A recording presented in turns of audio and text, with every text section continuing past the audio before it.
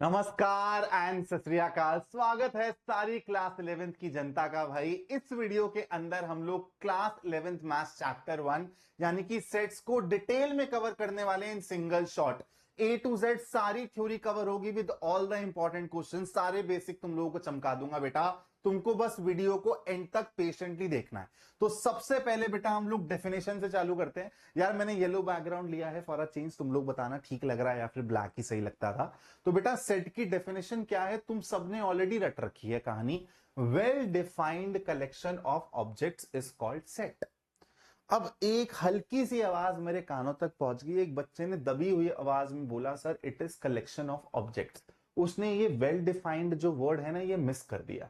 तो अब तुम लोग मेरे को अपनी अंडरस्टैंडिंग से बताओ क्या ये बच्चा सही है, क्या इसको फुल मार्क्स देने चाहिए इस डेफिनेशन पे। The answer is no.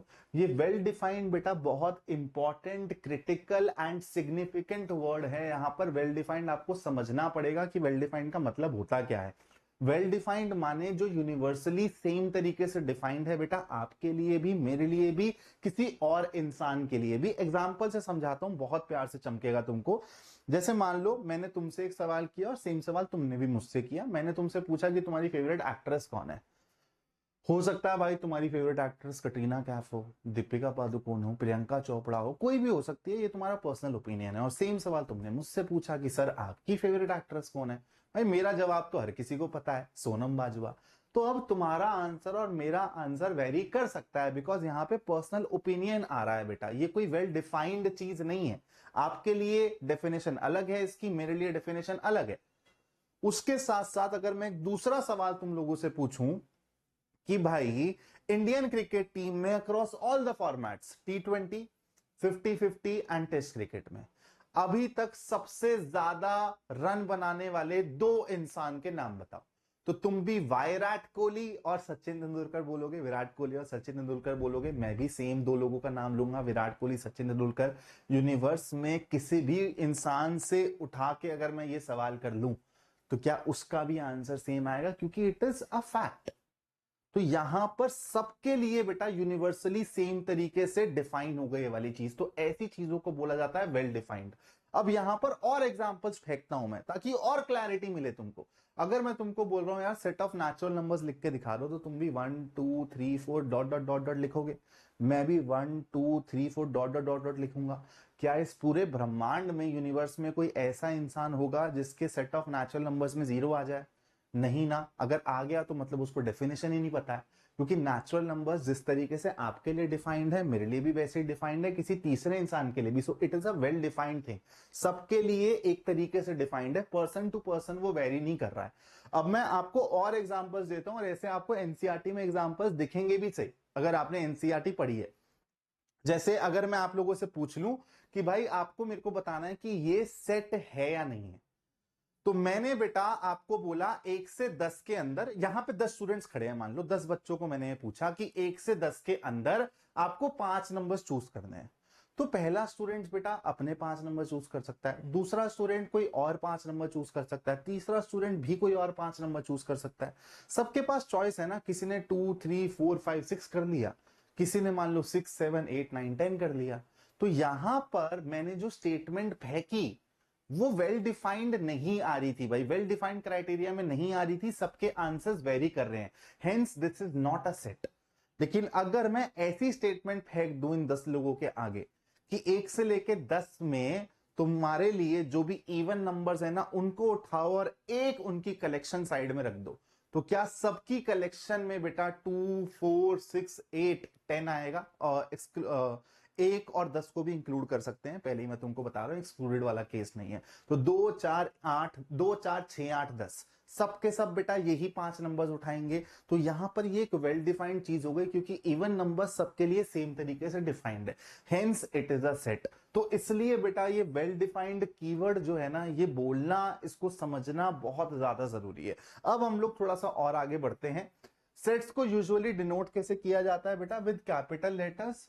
जैसे मान लो मैंने आपको बोला सेट ऑफ नेचुरल नंबर्स, तो आप सेट ऑफ नेचुरल नंबर्स को कैपिटल ए से डिनोट कर सकते हो। ऐसे बेटा करली ब्रैकेट लगाया जाता है, ठीक है, और फिर इसके अंदर एलिमेंट्स को लिखा जाता है। जैसे नेचुरल नंबर्स मेरे 1 से चालू होंगे, फिर कॉमा, सेकंड एलिमेंट आएगा, फिर 3, फिर 4, एंड सो ऑन। ठीक है, और आपके जनरली अगर आप सेट को रिप्रेजेंट कर रहे हो, मान लो आपको सेट के अंदर 3 एलिमेंट रिप्रेजेंट करने हैं, तो ये स्मॉल केस लेटर से किए जाते हैं, मतलब स्मॉल अल्फाबेट से किए जाते हैं। ठीक है, इतनी कहानी क्लियर, सबका सब बेसिक है ये। अब यहां पर कुछ और भी टर्मिनोलॉजी है जो तुमको दिमाग में रखनी है, वो पूरे के पूरे 11th 12th में काम आएगी। जैसे यार यहां पर जो ये ए एलिमेंट है, ये सेट ए के अंदर है ना, इसी को ही बेटा शॉर्ट फॉर्म में कैसे लिखा जा सकता है, A, the element A belongs to, epsilon का साइन होता है ये, ठीक है, ग्रीक सिंबल है ये, तो इसको हम लोग कैसे पढ़ते हैं मैथ्स में, बिलोंग्स टू, तो this element belongs to set A. तो अंग्रेजी में पूरी स्टेटमेंट ना लिख के अगर मैं ये लिख दूं तो तुमको समझना पड़ेगा कि सर क्या बोल रहे हैं, the element A belongs to set A. यही चीज बेटा यहां पर लिख रखी है, ठीक है, एप्सिलॉन बोलते हैं इसको, it is a Greek symbol. अब बेटा अभी तुम ये पढ़ रहे हो सेट्स, लेकिन बचपन से तुम बहुत सारे सेट्स ऑलरेडी पढ़ते हुए आ रहे हो और उनको तुमने स्पेशल स्पेशल नाम भी दिए हुए, जैसे मैंने नेचुरल नंबर की बात करी, ऐसे ही होल नंबर का सेट भी होता है, इंटीजर्स का सेट भी होता है बेटा, रियल नंबर्स का सेट भी होता है। तो वो सारे के सारे जो स्टैंडर्ड सेट्स हैं वो तुमको यहां पर लिखे हुए दिखाई दे रहे हैं विद देयर सिंबल्स। बहुत इंपॉर्टेंट है, अगेन पूरी 11th 12th में ये सिंबल्स यूज होते हैं, तो तुमको समझ आना चाहिए कि भाई कैपिटल एन लिखा हुआ है तो इसका मतलब है नेचुरल नंबर का सेट। उसके बाद कैपिटल जेड लिखा हुआ है तो इसका मतलब है इंटीजर्स का सेट। अगर क्यू लिखा हुआ है इसका मतलब है set of rational numbers. R लिखा हुआ है मतलब सेट ऑफ रियल नंबर्स जिसमें रैशनल और इरैशनल दोनों आ जाते हैं। अब बेटा ये बहुत इंपॉर्टेंट टर्मिनोलॉजी है, जेड प्लस, इसका मतलब हो जाता है पॉजिटिव इंटीजर्स। मेरे को बताओ क्या जेड प्लस और एन सेम ही बात नहीं होगी क्या? पॉजिटिव इंटीजर्स मतलब नेचुरल नंबर ही तो होगा यार, 1 2 3 4, है ना। और अगर मैं z माइनस लिख दूं ऐसे तो इसका मतलब हो जाएगा नेगेटिव इंटीजर्स, है ना, -1 -2 -3 -4 एंड सो ऑन करके। तो बेटा यहां पर सारे के सारे तुम्हारे स्टैंडर्ड सेट्स दिए हुए हैं विद देयर सिंबल। इनको प्लीज दिमाग में अच्छे से बिठा लेना, पूरी 11th 12th में ये बार बार ही दिखेंगे तुमको, तो तुमको पता होना चाहिए। अब बेटा सेट को अपन लोग रिप्रेजेंट कैसे करते हैं, तो सेट को रिप्रेजेंट करने के बेटा दो तरीके होते हैं। एक तो आपका टैबुलर या फिर रोस्टर फॉर्म, जिसमें बेटा कहानी पूरी की पूरी लिख दी जाती है कि भाई ये देखो ये रहा मेरा सेट ए और इसके अंदर ये 4 एलिमेंट है 1 2 3 4, लिस्ट कर दिया। इसको लिस्टेड फॉर्म भी बोलते हैं, रोस्टर फॉर्म भी बोलते हैं, टैबुलर फॉर्म भी बोलते हैं। और दूसरा है बेटा सेट बिल्डर फॉर्म, कि ये सेट बिल्डर फॉर्म क्या करता है कि भाई आपको मेहनत करनी है बनाने की सेट। मैं आपको स्टेटमेंट दे दूंगा कि ये सेट कैसे बिल्ड होगा, आपको बिल्ड करके उसको रोस्टर फॉर्म में डालना है, ठीक है। तो in this arrangement a rule is written in the braces that define the set. जैसे यहां पर एग्जांपल आपको दिया हुआ है सेट बी, देखो अब इसको पढ़ते कैसे हैं, ये बहुत बेसिक बेसिक चीजें हैं, लेकिन हर बच्चे को बेटा ये बेसिक चीजें समझनी बहुत जरूरी है। कैसे लिखा हुआ है, set B is equal to, curly bracket है बेटा, यहां पर x 2 डॉट है, तो इसको कैसे पढ़ना है, x is such that x is greater than equal to 6, belongs to the set of natural numbers and it is less than equal to 12। तो मतलब ये पूरी की पूरी चीज समझनी है मैंने और फिर अपने दिमाग में ये वाली फॉर्म में इसको कन्वर्ट करना है। तो बेटा सबसे पहले तो ग्रेटर देन इक्वल टू 6 मतलब 6 से कहानी मेरी चालू होगी। कहां तक जा सकती है, 12, अगेन 12 के इक्वल हो सकती है, नेचुरल नंबर्स उठाने हैं तो 6 7 8 9 10 11 एंड 12। तो ये बन गया मेरा सेट बी।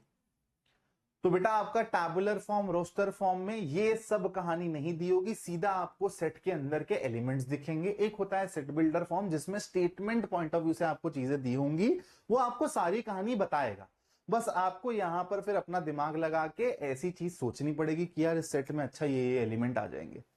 कहानी क्लियर? यहां पर दो बहुत इंपॉर्टेंट पॉइंट्स है बेटा, इन पे डिस्कशन कर लेते हैं। The order of elements doesn't matter, मतलब अगर मैंने सेट ए को ऐसे लिख दिया, या फिर मैंने सेट ए को ऐसे लिख दिया, तो कोई फर्क नहीं पड़ रहा बंधु। एलिमेंट्स को इधर उधर करने से मेरा सेट चेंज नहीं हो जाता, ध्यान रखना इस चीज को। दूसरा पॉइंट क्या है, the repetition of element has no affect. मतलब ये चीज अगर तुम ऐसे लिख रहे हो कोई चीज को ना, तो ये एक्चुअली सेंसलेस ही है कि आपने 1 को रिपीट कर दिया। क्यों रिपीट कर रहे हो भाई, आप इसको इस तरीके से ही लिखोगे, repetition of element has no effect, उससे कोई चेंज नहीं हो रहा है, so it is absolutely senseless. ठीक है, चलो। और यहां पर एक बात और ध्यान रखना, अगर मैं तुमको यहां पे पूछूं ऐसा, क्योंकि ऐसे सवाल आ सकते हैं, थोड़ा सा तुम लोगों को फंसा सकता है, कि तुम लोगों को जबरदस्ती एक ऐसा सेट बना के दे दे और तुमसे पूछे कि इस सेट में कितने एलिमेंट्स है, तो बेटा 5 नहीं होंगे, 3 होंगे, 1 2 3। ये जो 2 और 3 को रिपीट करा गया ना, इसको तुम काउंट नहीं करोगे, इनको एक एक बारी काउंट करोगे, क्योंकि रेपिटेशन सेंसलेस होती है। ठीक है, अब बेटा हम लोग आते हैं टाइप ऑफ सेट्स पे। आसान है, प्यार प्यार से समझेंगे बेटा। सबसे पहले आता है अपना एम्प्टी नल सेट। इसका मतलब क्या है, a set that does not contain element, any element is called null set। इसको बेटा एम्प्टी सेट भी बोला जाता है। इसको डिनोट कैसे किया जाता है, फाई सिंबल से, या फिर बेटा इसको दूसरा तरीका क्या है डिनोट करने का, ऐसे कर्ली ब्रैकेट लगाओ और अंदर कुछ मत डालो, सिर्फ हवा रहेगी, यहां पर खाली है ये पूरा का पूरा। तो ये भी और ये भी दोनों चीजें क्या डिनोट करती हैं, एक एम्प्टी सेट को, नल सेट को। और होता क्या है भाई, ऐसा सेट जिसमें कोई भी एलिमेंट आपको देखने को नहीं मिल रहा है। ठीक है, जैसे यहां पर एक एग्जांपल आप लोगों को दिया हुआ है, अगेन मैं आपको प्रॉपरली पढ़ के बता रहा हूं ताकि आपको समझ आए कि पढ़ना कैसे होता है। A set A is such that, जिसमें x एलिमेंट है, and x element is such that x is a prime number lying between 90 and 96। तो अब आप सोचो 90 और 96 के बीच में कोई प्राइम नंबर है क्या? आप लोग बोलोगे सर 91, नहीं सर 91 तो आता है, और 92 सर 92 तो इवन नंबर है, 93 सर 93 भी 3 की टेबल में आ जाएगा, 94 सर बिल्कुल आ जाएगा, 95 सर बिल्कुल आ जाएगा। तो इनमें, इनके बीच में कोई भी प्राइम नंबर नहीं है, hence it is an empty set. फिर होता है बेटा सिंगलटन। सिंगलटन का मतलब क्या है कि आपके सेट में एक एलिमेंट खड़ा होगा बस। तो ऐसा सेट जिसमें इकलौता एक एलिमेंट दिखे, a set that has only one element is termed as singleton set.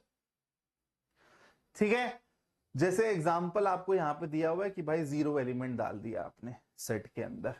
Finite set का मतलब क्या है, नाम ही आपको बता रहा है बेटा, ऐसा सेट जिसमें एलिमेंट्स का नंबर काउंटेबल हो, 100 हो, 150 हो, 200 हो, 250 हो, 1000 हो, लेकिन काउंटेबल होगा। ऐसा नहीं है कि वो एंड ही नहीं हो रहा है। जैसे सेट ऑफ नेचुरल नंबर्स लिखते हो, डॉट डॉट डॉट डॉट क्यों लिखते हो, क्योंकि यार वो कहानी कहां तक जाएगी आपको पता ही नहीं है।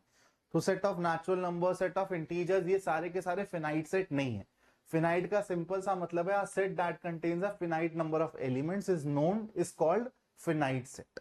ठीक है, एग्जांपल जैसे यहां पर 3 एलिमेंट दिख रहे हैं, जैसे मैंने बताया 5 भी हो सकते हैं, 10 भी हो सकते हैं, लेकिन फिनाइट होना चाहिए काउंट। इनफाइनाइट का मतलब क्या है भाई, जहां पर आपके नंबर ऑफ एलिमेंट्स खत्म ही नहीं होने में आ रहे हैं भाई, डॉट डॉट डॉट डॉट लगाना पड़ेगा। और इनफाइनाइट सेट का यही फॉर्मेशन होता है कि आपको डॉट डॉट डॉट डॉट लगाना पड़ेगा, जैसे सेट ऑफ इंटीजर्स यहां पे दिया हुआ है। इक्विवेलेंट सेट का मतलब क्या है बेटा, इक्विवेलेंट सेट्स का मतलब है दो सेट को इक्विवेलेंट जब बोला जाएगा जब उनकी कार्डिनैलिटी सेम होगी। सर कार्डिनैलिटी क्या चीज है, ये क्या हुए है? तो कार्डिनैलिटी का मतलब है बेटा नंबर ऑफ एलिमेंट्स, लिख लो इसको। ठीक है, लिख लो बालक इसको। कार्डिनैलिटी वर्ड दिखे तो मतलब नंबर ऑफ एलिमेंट से मतलब है कि उस सेट में कितने आपको एलिमेंट्स दिख रहे हैं, उसी को ही कार्डिनैलिटी बोली जाती है। अगर आपको मैं 2 सेट दे दूं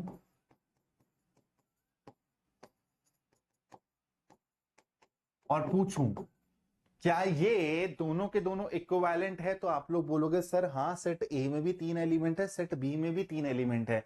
हमारा मतलब ये नहीं है कि एलिमेंट सेम हो, हमारा मतलब सिर्फ इतना है कि काउंट जो होना चाहिए, मतलब नंबर ऑफ एलिमेंट्स जो होने चाहिए वो सेम होने चाहिए।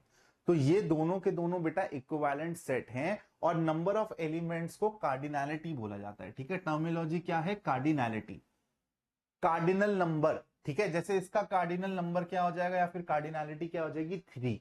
नंबर ऑफ एलिमेंट्स कितने हैं? 3 है। ऐसे ही बेटा एक और टर्म है जो कि इंडिया में कम यूज होती है, लेकिन जो बाहर के स्टूडेंट्स हैं, ऑस्ट्रेलिया अमेरिका, वो एक्चुअली ऑर्डर वर्ड भी यूज करते हैं, उनकी बुक्स में ये वर्ड भी है। ठीक है, order of set A will be equal to 3। सो ऑर्डर से भी मतलब होता है कि भाई आपके सेट में कितने एलिमेंट है। ध्यान रखना, हो सकता है किसी बुक में आपको ऑर्डर वर्ड दिख जाए तो आपको कंफ्यूज नहीं होना। यहां पे एग्जांपल दिया हुआ है, सेट ए में 3 एलिमेंट है, सेट बी में भी 3 एलिमेंट है, तो दे आर इक्विवेलेंट। ठीक है, कार्डिनैलिटी कितनी है? 3 है, नंबर ऑफ एलिमेंट्स। उसके बाद आता है बेटा इक्वल सेट्स। इक्वल सेट्स का मतलब क्या है कि कार्डिनैलिटी तो सेम होगी होगी, अब बेटा दोनों के दोनों सेट में एलिमेंट्स भी एकदम सेम होने चाहिए, उनको बोलेंगे हम लोग equal set. Any two sets are declare to be equal sets if and only if they are equivalent and as well as their elements are identical. ठीक है, तो कार्डिनैलिटी तो सेम होनी है ऑब्वियसली, लेकिन अब एलिमेंट्स भी आइडेंटिकल होने चाहिए, तो आप बोलोगे कि भाई ये दोनों इक्वल सेट्स हैं। Example 235 and 235, they are equal sets. अब यहां पर एक एग्जाम्पल मैं आपसे पूछता हूं, जैसे मैंने बोल दिया 1 2 3 और एक बी सेट बना दिया मैंने, तो क्या ये दोनों इक्वल सेट हैं? बिल्कुल इक्वल सेट है, क्योंकि आपको पता है कि सेट बी में यहां पे 2 को अगर रिपीट कर दिया तो इसका कुछ मतलब नहीं है। बी को फिर मैं ये ना लिख के यही लिखूंगा अगली लाइन में, तो ये और ये बेटा इक्वल सेट हैं, बिल्कुल है। ठीक है, उसके बाद आता है सबसेट। सबसे इंपॉर्टेंट कीवर्ड है बेटा, ये सबसे इंपॉर्टेंट टॉपिक है इस पूरे के पूरे चैप्टर का, इसको बहुत प्यार से समझना है। सबसेट का मतलब क्या होता है? जैसे तुमको एकदम बेसिक उससे सिखाता हूं, पेन चेंज कर देता हूं। जैसे मैंने मान लो एक सेट ए ले लिया जिसमें मैंने 1 2 3 4 5 लिख लिया, और फिर मैंने सेट बी ले लिया जिसमें मैंने 2 और 3 ले लिया। तो मैं तुमसे पूछ रहा हूं कि क्या सेट बी के सारे एलिमेंट्स तुमको सेट ए में दिख रहे हैं? तुम लोग बोलोगे यस। तो इसी का मतलब होता है कि जो ये सेट बी है ना, is a subset of A. तो अब आप इस बेसिक डेफिनेशन को जब पढ़ोगे ना तो आपको समझ आएगा कि सबसेट क्या होता है, सबसेट कैसे बोला जाता है। Consider A and B to be two sets. If each element of A is present in each element of B, set B, then A is designated as subset of B, or A is called subset of B and it is denoted by the notation। ऐसे लिखा जाता है बेटा, देखो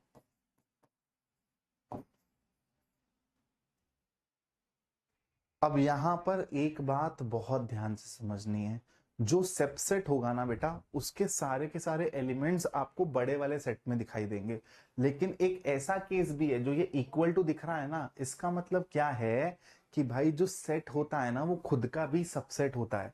जैसे यहां पर अगर मैं एक ऐसा कुछ लिख दूं और वो आपको अल्टीमेटली ए के बराबर ही दिख रहा है, तो A dash is equal to A and A dash is also a subset of A. तो यहां पे समझना कि सबसेट जो होता है वो सेट से छोटा भी होता है, और उसका मैक्सिमम केस क्या होता है? Set itself. ये बहुत इंपॉर्टेंट है, इसलिए आपकी डेफिनेशन में, नोटेशन में ये चीज थी। अगर आप ये चीज लिखते हो ना, इक्वल टू वाला केस हटा के लिखते हो, तो इसको बोला जाता है बेटा प्रॉपर सबसेट, कि ए जो होगा ना वो बी के इक्वल नहीं हो पाएगा, उससे छोटा ही रहेगा। तो this is called proper subset and this is the notation for subset, कि छोटा भी हो सकता है और मैक्सिमम इक्वल भी हो सकता है। लेकिन अगर इक्वल टू वाला साइन हटा दोगे, अगर ऐसे लिखोगे, तो इसका मतलब है कि हम लोग सिर्फ और सिर्फ प्रॉपर सबसेट्स की बात कर रहे हैं, मतलब सेट से छोटे लोगों की बात कर रहे हैं। ठीक है, कहानी क्लियर? ये बहुत ज्यादा क्रिटिकल है, इसको प्लीज ध्यान से समझना। बात समझ आई? जैसे यहां पर बेटा सेट ए में तुम्हारे पास है 2 3 5, सेट बी में है 2 3 5 7। So A is a subset of B. Yes, क्योंकि ए के सारे एलिमेंट्स बेटा तुमको बी में दिखाई दे रहे हैं।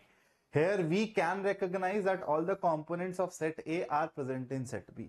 उसके बाद प्रॉपर सबसेट आ गया बेटा, जो मैं तुमको ऑलरेडी समझा चुका हूं। प्रॉपर सबसेट का मतलब क्या है? अब ये इक्वल टू वाला केस भूल जाओ, इक्वल नहीं हो सकता, अब उससे छोटा ही रहेगा। Consider A and B to be two sets, then A is declared to be proper subset of B if A is a subset of B and A is not equivalent to B. Equivalent का मतलब क्या हो गया कि भाई equal, cardinality equal नहीं हो सकती। यहां पर ज्यादा बेटर वर्ड इक्विवेलेंट से ज्यादा इक्वल रहेगा। वैसे बात दोनों से ही हो जाएगी, लेकिन यहां पर अगर आप इक्वल वर्ड लिख देंगे तो आपको ज्यादा अच्छा चमक जाएगा कि भाई ए और बी इक्वल नहीं हो सकते। जो सबसेट है वो छोटा ही रहेगा, तब उसको जाके प्रॉपर सबसेट बोला जाएगा। और इसका सिंबल क्या है? इक्वालिटी वाला साइन हटा देते हैं अपन लोग। ठीक है, for example 2 3 5 and 2 3 5 7। Here we can see that A is a subset of B and A is not equal to B. So A is a proper subset of B. ठीक है, कहानी क्लियर? यहां पर बेटा सबसेट से related कुछ important बातें लिखी हुई हैं। सारी इंपॉर्टेंट बातों को एकदम बारीक में जाके समझेंगे। एक एक पॉइंट को आप लोगों के सामने डिकोड करता हूं। A proper subset contains some but not elements of the original set. क्योंकि इक्वल वाला केस अब एक्सक्लूडेड है, तो सारे एलिमेंट्स नहीं हो सकते ओरिजिनल के। It is also known as strict subset. बेटा ये भी बहुत एग्जाम्स में यूज होता है ये टर्म, स्ट्रिक्ट सबसेट। तो प्रॉपर सबसेट लिखा हो या फिर स्ट्रिक्ट सबसेट लिखा हो, समझ जाना इक्वल वाला केस नहीं लेना है। Normal subset is also known as improper subset. Normal subset से मतलब क्या है? इक्वल टू वाला केस इंक्लूडेड है। ठीक है, इसको इम्प्रॉपर सबसेट भी बोला जाता है। Every set is an improper subset और जस्ट सबसेट ऑफ इटसेल्फ। क्योंकि इक्वल टू वाला केस मैंने आपको बताया ना, सबसेट में इंक्लूड होता है, तो every set is a subset of itself. The empty set is also, ये तो बेटा तुम लोगों ने एकदम बढ़िया से रट रखा होगा और ये बहुत इंपॉर्टेंट है। Empty set is a subset of every set, ध्यान रखना। Total number of subsets and proper subset of a finite set containing elements n। यहां पर बेटा एक वर्ड मिसिंग है, लिख लो। ठीक है, अगर कोई सेट है A जिसमें आपके पास n एलिमेंट्स हैं, तो आपको पता है कि आपके यहां पर सेट A के टोटल सबसेट्स कितने बनेंगे? फॉर्मूला होता है 2 to the power n, और इसमें सब इंक्लूडेड है बेटा। ठीक है, इसमें इक्वल टू वाला केस भी इंक्लूडेड है, ध्यान रखना।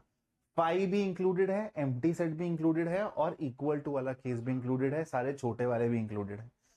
तो ये हो गए आपके total subsets, total improper subsets आप बोल सकते हो। और अगर मैं बोलूं कि प्रॉपर सबसेट कितने हैं आप लोगों के, तो आप लोग बेटा इसमें से एक इक्वल टू वाला केस हटा देंगे, तो आपका आंसर कितना हो जाएगा? 2 to the power n minus 1। इस चीज को ध्यान रखना। तो ये हो जाएंगे प्रॉपर सबसेट्स का काउंट। ठीक है दोस्त, चलो अगले पॉइंट की तरफ बढ़ते हैं। If A is a subset of B and B is a subset of C, then obviously A is a subset of C. if a is equal to b, if and only if a is a subset of b and b is also a subset of a, तो मतलब वो equal to वाले case में ही जा रहे हैं ये। hence a is equal to b। समझने की कोशिश करना, रिलेट करने की कोशिश करना। एक हल्का सा बेटा आप लोगों के सामने सवाल लिया है, ठीक है, आपके एनसीईआरटी एग्जाम्पलर का सवाल है। The empty set is represented by, चार ऑप्शंस दिए हुए हैं आपको। 5 बिल्कुल सही बात है भाई। यहां पर इसका मतलब क्या है कि आपने बेटा अपने करली ब्रैकेट के अंदर ना एक 5 एलिमेंट डाल दिया है, तो ये एक सिंगलटन है, ये एलिमेंट इस सेट में है, ठीक है। 5 खाली लिखा जाता है ऐसे, यहां पर सेट के अंदर कुछ भी नहीं है। हाँ, ये भी रिप्रेजेंटेशन है मेरा एम्प्टी सेट का। यहां पे सेट के अंदर करली ब्रैकेट एज एलिमेंट है, अगेन ये सिंगलटन है, तो आंसर क्या होगा 1 एंड 3। ठीक है, चलो थोड़ा सा और आगे बढ़ते हैं बेटा। अब आते हैं पावर सेट के ऊपर। ये बेटा तुम्हारी एनसीईआरटी में नहीं है, ठीक है, ये लेकिन बहुत इंपॉर्टेंट क्रिटिकल टॉपिक है, तुमको समझना बहुत ज्यादा जरूरी है, बेसिक चीज है और बड़ी आसानी से तुम समझ भी जाओगे और तुम्हारे बेटा कॉम्पिटिटिव एग्जाम्स में पूछा भी जाता है। ये पावर सेट का मतलब क्या है बेटा, let A B a set then the set of all the possible subsets of A is called the power set of A. बहुत सिंपल सी चीज समझना, डेफिनेशन को भूल जाओ। मैंने क्या किया, मेरे पास एक सेट ए था जो कि गिवन था, मैंने इस सेट ए के सारे सबसेट्स लिए और इन सब सेट से एक सेट बना दिया। जो ये सेट है जिसमें ओरिजिनल सेट के सारे सबसेट्स मेंशन करे गए हैं बेटा, इसी को बोला जाता है पावर सेट ऑफ ए। तो पावर सेट का मतलब क्या है, जिसमें बेटा आपके ओरिजिनल सेट के, जिसका भी आप पावर सेट बनाना चाहते हो वो आपको ओरिजिनल सेट हो जाएगा। तो ओरिजिनल सेट के बेटा आप लोगों ने सबसेट्स लिए, उन सबसेट्स को उठा के आपने एक सेट में कलेक्ट कर दिया, एक जगह डाल दिया, उसी को बोला जाएगा power set of A. Simple. तो पावर सेट का मतलब क्या है कि भाई ऐसा एक सेट जिसमें हम लोग अपने ओरिजिनल सेट के सारे सबसेट उठा के डाल देंगे। तो अब यहां से कुछ बात को समझना, और पावर सेट को बेटा रिप्रेजेंट कैसे किया जाता है, ऐसे कि जैसे मैं ए सेट का पावर सेट बना रहा हूं तो पी और फिर ब्रैकेट में से ए। अगर मैं तुमसे बोल दूं कि यार मेरे सेट ए में n एलिमेंट्स हैं, तो मेरे को बता सकते हो तुम लोग कि तुम्हारे पावर सेट में, पावर सेट ऑफ ए में कितने एलिमेंट्स होंगे, सोच के बताओ भाई। अगर सेट ए में n एलिमेंट्स है, पावर सेट में क्या आता है, क्या लिस्ट किए जाते हैं, सबसेट्स ही तो लिस्ट किए जाते हैं। कितने सबसेट्स होंगे अगर n एलिमेंट्स हैं, 2 टू द पावर n, तो ये 2 टू द पावर n ही तो यहां पर लिस्ट किए जाएंगे एलिमेंट्स। तो पावर सेट ऑफ ए में कितने एलिमेंट्स हो जाएंगे, 2 टू द पावर n। इस पे सवाल आता है बेटा, ध्यान रखना, ठीक है, बहुत इंपॉर्टेंट है और इस पे सवाल मैं करवाऊंगा अभी से। पावर सेट को अभी आगे और एक्सप्लोर करेंगे, अभी के लिए आप डेफिनेशन पॉइंट ऑफ व्यू से और जो मैंने यहाँ पे चीजें सिखाई हैं उसको दिमाग में रखें। उसके बाद आता है बेटा यूनिवर्सल सेट। यूनिवर्सल सेट एक ऐसा सेट है बेटा जिसमें सब समा जाएंगे, और यूनिवर्सल सेट अगेन क्वेश्चन में गिवन होगा, या तो आप अपने हिसाब से भी अज्यूम कर सकते हो according to the given situation. जैसे मान लो मैंने आपको सेट ए दिया 1 2 3, और मैंने आपको सेट बी दिया 6 7 8, और आपको बोला कि यार एक यूनिवर्सल सेट सोचो सेट ए और सेट बी के हिसाब से। तो आपको सिंपली ये सोचना है कि एक ऐसा सेट हो जिसमें मिनिमम ये 6 लोग तो हो ही, इससे ज्यादा भी होंगे तो मेरे को फर्क नहीं पड़ता। तो यूनिवर्सल सेट का मतलब क्या होता है, जिसमें जितने भी गिवन सेट्स हैं वो सारे के सारे मेरे को कंटेन होते हुए दिखाई दे, यूनिवर्स जिसमें सारी चीज आ जाए। तो usually we deal with the components and subsets in a basic set theory that is relevant to that particular circumstance. जो मैं चीज सिखा रहा हूं यही यहां पर थोड़ी सी टिपिकल इंग्लिश लैंग्वेज में दी हुई है। For instance, while studying the system of numbers, we are interested in the set of natural numbers and their subsets, such as the set of all prime numbers, the set of all even numbers, the set of all odd numbers, and so on. तो बेटा ये सारे के सारे, चाहे prime numbers का set हो गया, इवन नंबर्स का सेट हो गया, ठीक है, ऑड नंबर्स का सेट हो गया, ये सारे के सारे आपकी किसके अंदर आ रहे हैं बेटा, नेचुरल नंबर्स के अंदर ही तो आ रहे हैं। The basic set is called the universal set. The universal set is usually indicated by U. ठीक है, ऐसा कैपिटल U बना देते हैं, and all of its subsets are denoted by capital letters. For example, for the set of all integers, the universal set can be the set of rational numbers, क्योंकि rational numbers में सारे के सारे integers आ सकते हैं। तो आप लोग यूनिवर्सल सेट अपने अकॉर्डिंग चूज कर सकते हो, लेकिन ध्यान रखना यूनिवर्सल सेट ऐसे चूज किया जाएगा जिसमें सारे के सारे सेट्स आपको कंटेन्ड होते हुए दिखाई देने चाहिए। ठीक है, इस पे सवाल कराऊंगा, आप लोगों को एकदम चमक जाएगा। अब अगेन बेटा इस चैप्टर में, ये चैप्टर आपका पहला चैप्टर इसलिए क्योंकि इसमें ऐसी बहुत सारी टर्मिनोलॉजी है जो पूरी 11th-12th में यूज होगी। यहां पर आपको इंटरवल्स की अंडरस्टैंडिंग मिलेगी जो आपने 10th क्लास में भी सीखा हुआ है, लेकिन यहां पर आपको एकदम ऑफिशियली वो सिखाया जा रहा है कि आप लोग अगर बेटा ये रियल एक ये नंबर लाइन ले लो, ठीक है, आप लोग ये नंबर लाइन ले लो और इस नंबर लाइन का मैंने अगर ऐसे एक पार्टीशन कर दिया तो क्या ये सबसेट नहीं हो गया बेटा? बताओ, क्या ये सबसेट नहीं हो गया इस पूरी की पूरी नंबर लाइन का? तो बस इसी सबसेट को आपको एज इंटरवल देखना है। Intervals as subset of R, R माने सेट ऑफ रियल नंबर्स। ठीक है, नंबर लाइन पे तो आपके सारे रियल नंबर्स ही लिस्ट होते हैं, तो इसमें से मैंने एक इंटरवल काट लिया जो कि ऑब्वियस सी बात है सबसेट ही दिख रहा है ऑफ आर। तो अगर मैं बोलता हूं बेटा ये है मेरा ए पॉइंट और ये है मेरा बी पॉइंट, ये है x is equal to A, ये है x is equal to B, ऐसे समझ लो, या फिर ए पॉइंट है बी पॉइंट है। तो अब इंटरवल्स किस तरीके से डिफाइन किए जाते हैं, टर्मिनोलॉजी क्या है, लिखा कैसे जाता है, सारी बातें आपको मैं सिखाने वाला हूं। तो यहां पर बेटा देखो किस तरीके से केसेस बन सकते हैं। एक बन सकता है कि आप लोग ए को भी ना लो, ठीक है, आप लोग बी को भी ना लो, आप लोग सिर्फ और सिर्फ ए और बी के बीच में जो लोग हैं ना उनको उठाना चाहते हो। तो इसको क्या बोला जाता है बेटा? इसको बोला जाता है ओपन इंटरवल। ओपन इंटरवल का मतलब है ये जो दो एक्सट्रीम पॉइंट्स हैं इनको आप नहीं उठाओगे, they will be excluded from your set. और इसको लिखा कैसे जाता है बेटा? इसको सिंपली लिखा जाता है जैसे अब मेरे को x उठाना है तो मैं ऐसे लिख दूंगा x belongs to a comma B, और ए और बी एक्सक्लूडेड है तो ये ऐसे सर्कुलर ब्रैकेट लगता है। तो x belongs to A comma B, इसका मतलब है कि ए और बी के बीच में आप कोई भी उठा सकते हो, ए और बी को नहीं उठा सकते। अगर सर्कुलर ब्रैकेट दिख रहा है तो समझ जाना ओपन इंटरवल मतलब एक्सट्रीम पॉइंट्स को एक्सक्लूड करना है। एक केस ये भी हो सकता है कि बेटा ए और बी इंक्लूड करने हो और इनके बीच वाले पॉइंट्स भी इंक्लूड करने हो, तो इसको कैसे लिखा जाता है? x बिलोंग्स टू, ऐसे स्क्वायर ब्रैकेट आ जाते हैं, रेक्टेंगुलर ब्रैकेट्स आ जाते हैं। अगर आपको ऐसे स्क्वायर ब्रैकेट्स दिख रहे हैं नंबर पे तो मतलब ये नंबर्स अब इंक्लूड करे जाएंगे और इनके बीच वाले भी होंगे। और इसको बोला जाता है बेटा क्या? जैसे यहां पर ये ओपन इंटरवल है, इसको बोला जाता है क्लोज इंटरवल।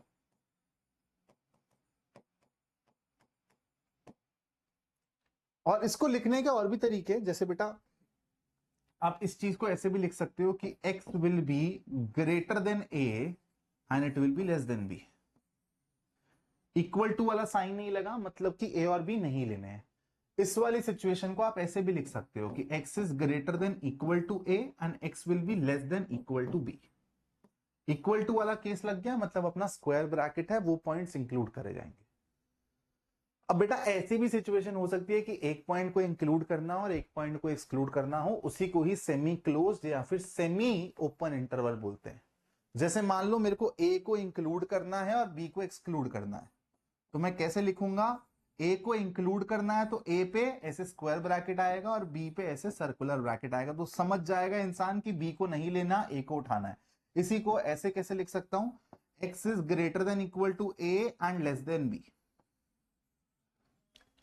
सिमिलरली बेटा ऐसा केस भी हो सकता है कि यार ए को नहीं पिक करना हो और बी को पिक करना हो, तो अब तुम्हारे दिमाग में ये छप जाना चाहिए, सर्कुलर ब्रैकेट मतलब छोड़ देने का, स्क्वायर ब्रैकेट मतलब पॉकेट में डाल देने का।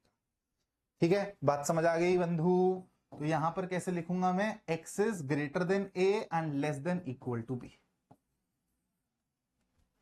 अब यहां पर एक चीज और समझ लो बेटा, इसको जब तुम ड्रॉ करते हो ना तो ड्रॉ करते वक्त इसको कैसे लिखा जाता है एक बार इसको समझ लो प्यार से। जैसे मान लो यहां पर ए है, यहां पर बी है, मेरे को ए और बी के बीच के लोग लेने हैं लेकिन ए और बी नहीं लेने हैं ना, तो बेटा मैं ए और बी पे ना ऐसे ओपन सर्कल्स बना देता हूं, ओपन सर्कल्स। ठीक है, इसका मतलब होता है कि ए और B will be not taken, excluded रहेंगे। अगर मेरे को ए और बी दोनों लेने हैं तो मैं क्या करूंगा बेटा, ऐसे फील्ड सर्कल बनाता हूं, फील्ड सर्कल है, ठीक है, बड़ा डॉट टाइप का समझ लो तुम इसको, कि ये अब इंक्लूसिव है, इनको पिक किया जाएगा, उठाया जाएगा। अब यही चीज बेटा सेमी क्लोज्ड सेमी ओपन में कैसे काम करेगी, मान लो तुमको ए को बेटा इंक्लूड करना है तो ए पे ऐसे भरा हुआ सर्कल और बी पे ऐसे ओपन सर्कल, और मान लो कि तुमको बेटा बी को इंक्लूड करना है, ए को एक्सक्लूड करना है, तो ए पे बेटा ऐसा ओपन सर्कल और बी पे ऐसा भरा हुआ सर्कल। बात समझ आ गई? छोटी छोटी बातें हैं लेकिन इंपॉर्टेंट है बेटा, मैंने तुमको बोला था ए टू जेड सब चीजें कवर करवाऊंगा। फिर आते हैं बेटा वेन डायग्राम पे। तो यार वेन डायग्राम क्या है यार, वेन डायग्राम ना सेट्स को रिप्रेजेंट करने का, ज्योमेट्रिकली विजुअलाइज करने का एक बहुत ही खूबसूरत तरीका है और हमको प्रॉब्लम सॉल्विंग में भी काफी हेल्प करता है। तो तुमको इतना समझ आ गया होगा वेन डायग्राम माने, और तुमने बेटा लॉजिकल रीजनिंग वगैरह में भी वेन डायग्राम वाले सवाल देखे होंगे। अब तुमको और अच्छे से समझ आएगा कि किस तरीके से वेन डायग्राम को अप्लाई किया जाता है सेट्स टॉपिक के अंदर। तो बेटा हम लोग यूजुअली जो सेट्स होते हैं ना उनको सर्कुलर वेन डायग्राम्स या फिर ट्राइंगल रेक्टेंगल किससे भी हम लोग डिनोट कर सकते हैं, रिप्रेजेंट कर सकते हैं, लेकिन ज्यादातर तुमको दिखेगा कि सेट्स को ऐसे सर्कुलर वे में रिप्रेजेंट किया जाता है। तो Venn diagram represent most of the relationship between sets, they are used to represent sets. These diagram consist of rectangles and closed curves, usually circles. ऐसा भी हो सकता है कि कोई सेट आपको कभी ट्राइंगल से रिप्रेजेंट कर दिया जाए, तो this is also the case, but ज्यादातर आपको सर्कल वाले केस दिखेंगे। और आपको बेटा नॉर्मली जैसे मान लो सेट ए और सेट बी है, तो सेट ए और सेट बी ऐसे दिख सकता है, और यूनिवर्सल सेट जो होता है ना बेटा वो यूजुअली रेक्टेंगल से डिनोट किया जाता है। और यूनिवर्सल सेट में तो मतलब आपके जो गिवन सेट्स है वो आने चाहिए, तो इस तरीके से लिखा जाता है यूनिवर्सल सेट ऐसे, लेफ्ट हैंड साइड में यू, ये सेट ए है, ये सेट बी है। ऐसा भी हो सकता है ना कि सेट ए और सेट बी में कुछ कॉमन एलिमेंट्स हो बेटा, तो इनकी इंट्रैक्शन ऐसे भी दिखाई जा सकती है। तो वेन डायग्राम में ना वो सेट्स की इंट्रैक्शन क्या है, उनको रिप्रेजेंट कैसे करना है, उनको विजुअलाइज करना कैसे करना है, वो सारी चीजें आपको वेन डायग्राम हेल्प करता है। अब ये दोनों के दोनों एक रेक्टेंगल में डाल दो, ये आपका यूनिवर्सल सेट, ये आपका सेट है, ये आपका सेट है। ठीक है, बात समझ आ गई? चलिए आगे चलिए। अब बेटा थोड़े से डिफरेंट केसेस समझो कि आपको कैसे वेन डायग्राम को विजुअलाइज करना है। अगर ऐसा दे दिया जाए कि A is a subset of B, तो इसका मतलब क्या है कि भाई A में जितने भी एलिमेंट्स हैं वो सारे के सारे B के अंदर मौजूद होने चाहिए। तो क्या मैं इसको ऐसे रिप्रेजेंट कर दूं कि एक मेरा बाहर सेट है जो कि बड़ा सेट है, इसके अंदर बेटा मेरा एक ऐसे छोटा सेट आ गया। ये छोटा सेट बेटा ऐसे भी हो सकता था, है ना, कोई इसमें कमी नहीं है, दोनों के दोनों तरीके ठीक है। लेकिन मेरे को एक बात बताओ, बाहर वाला बी होगा या फिर बाहर वाला ए होगा? तो ए अगर सबसेट है तो ऑब्वियस सी बात है कि आप लोग जनरली ए को अंदर लोगे और बी बाहर होगा, ठीक है। और यहां पर एक्चुअली दोनों के दोनों केसेस प्रॉपर सबसेट को डिफाइन कर रहे हैं, प्रॉपर छोटे वाले केस में A and B have something in common but A is not equal to B. कुछ कॉमन है भाई इनमें, कुछ कॉमन है but A is not equal to B. तो क्या ऐसा केस इसको रिप्रेजेंट कर सकता है? बताओ। अब मेरे को सोच के बताओ कि A and B have something in common but A not equal to B, इस वाले केस की तरह भी रिप्रेजेंट किया जा सकता है प्रॉपर सबसेट वाले केस में? बोलो। अगर मैं ऐसे ड्रॉ कर दूं, ये मेरा हो गया बेटा बी और ये हो गया मेरा ए, और अब मैं बोलूं कि इसके लिए मैं स्टेटमेंट ये बोल रहा हूं कि A and B have something in common but A not equal to B, क्या ये चीज सही है? तो सबसे पहले तो यार यहां पे ना समथिंग इन कॉमन लिखा हुआ है, ठीक है। तो ये वाला जो रिप्रेजेंटेशन है ना यूजुअली हम लोग सबसेट्स के लिए यूज करते हैं। पूरा का पूरा इंक्लूड हम लोग जब करेंगे बेटा जब सबसेट की बात हो रही होगी। अगर समथिंग इन कॉमन बोल दिया जाए, नॉट इक्वल टू बोल दिया जाए, तो बेटा हम लोग ये वाली रिप्रेजेंटेशन अपने दिमाग में लाएंगे, सबसे पहले ध्यान रखना। ठीक है, ये वाला केस सबसेट्स के लिए विजुअलाइज करना है। A and B have nothing in common. Nothing in common मतलब भाई ये और ये दूर दूर खड़े कर दो, इनको एक्चुअली डिसजॉइंट सेट्स बोला जाता है। ठीक है, डिसजॉइंट सेट्स मतलब इनमें कुछ कॉमन नहीं है भाई। क्लियर है?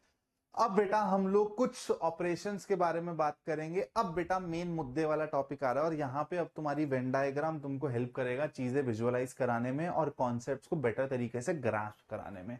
तो ऑपरेशंस ऑन सेट्स में सबसे पहले बेटा हम लोग यूनियन ऑफ सेट्स के बारे में पढ़ेंगे। यूनियन ऑफ सेट्स का सिंपल सा मतलब है, जैसे मान लो मैंने आपको सेट ए दे दिया, पहले एग्जांपल से समझ लो फिर डेफिनेशन अपने आप समझ जाओगे, जिसमें 3 एलिमेंट्स हैं दोस्त, 1 2 3, और सेट बी मैंने दे दिया आपको 4 5 6, या फिर चलो एक काम करो 3 4 5 ले लो। और मैंने बोला कि आपको इन दोनों सेट्स का यूनियन करना है। तो सबसे पहले इसको लिखा कैसे जाता है बेटा, दोनों सेट्स को लिया जाता है और बीच में ऐसे यू साइन। ठीक है, जो यूनिवर्सल सेट था उसका भी साइन ये था, लेकिन अगर दो सेट्स के बीच में ये साइन आ रहा है तो इसका मतलब होता है यूनियन, ध्यान रखना। तो यूनियन का मतलब क्या है कि आपको इन दोनों सेट्स को जोड़ देना है। तो इन दोनों सेट्स के जो भी एलिमेंट्स है ना उनको कंबाइन करके एक सेट बना दो। तो यहां पर आपको दिखेगा कि यार 3 तो दोनों में कॉमन है, तो 3 क्या मैं 2 बार ही लिखूंगा? आपको पहले ही बताया था रेपिटेशन नहीं करनी है। तो 1 2 3 4 5, this is your A union B से। तो ए यूनियन बी का मतलब क्या है, अब तुम बहुत प्यार से समझ जाओगे। Let A and B be two sets, the union of the sets A and B is the set of all those components which belongs to either A, या तो ए में हो या तो बी में हो या तो दोनों में हो। दोनों सेट्स के सारे एलिमेंट्स को कंबाइन करके एक जगह पे लिख दो, उसमें तुम्हारे सेट ए में जितने एलिमेंट्स है वो भी आ जाएंगे, सेट बी वाले भी आ जाएंगे, कॉमन वाले भी आ जाएंगे, सब आ जाएंगे। और उसको रिप्रेजेंट ऐसे करते हैं, ध्यान रखना। ठीक है, यूनियन इज रिप्रेजेंटेड बाय सीधा यू। जैसे यहां पर एग्जांपल तुमको दिया हुआ है बेटा 2 3 5 2 3 5 7, यूनियन करूंगा तो क्या मिलेगा 2 3 5 7।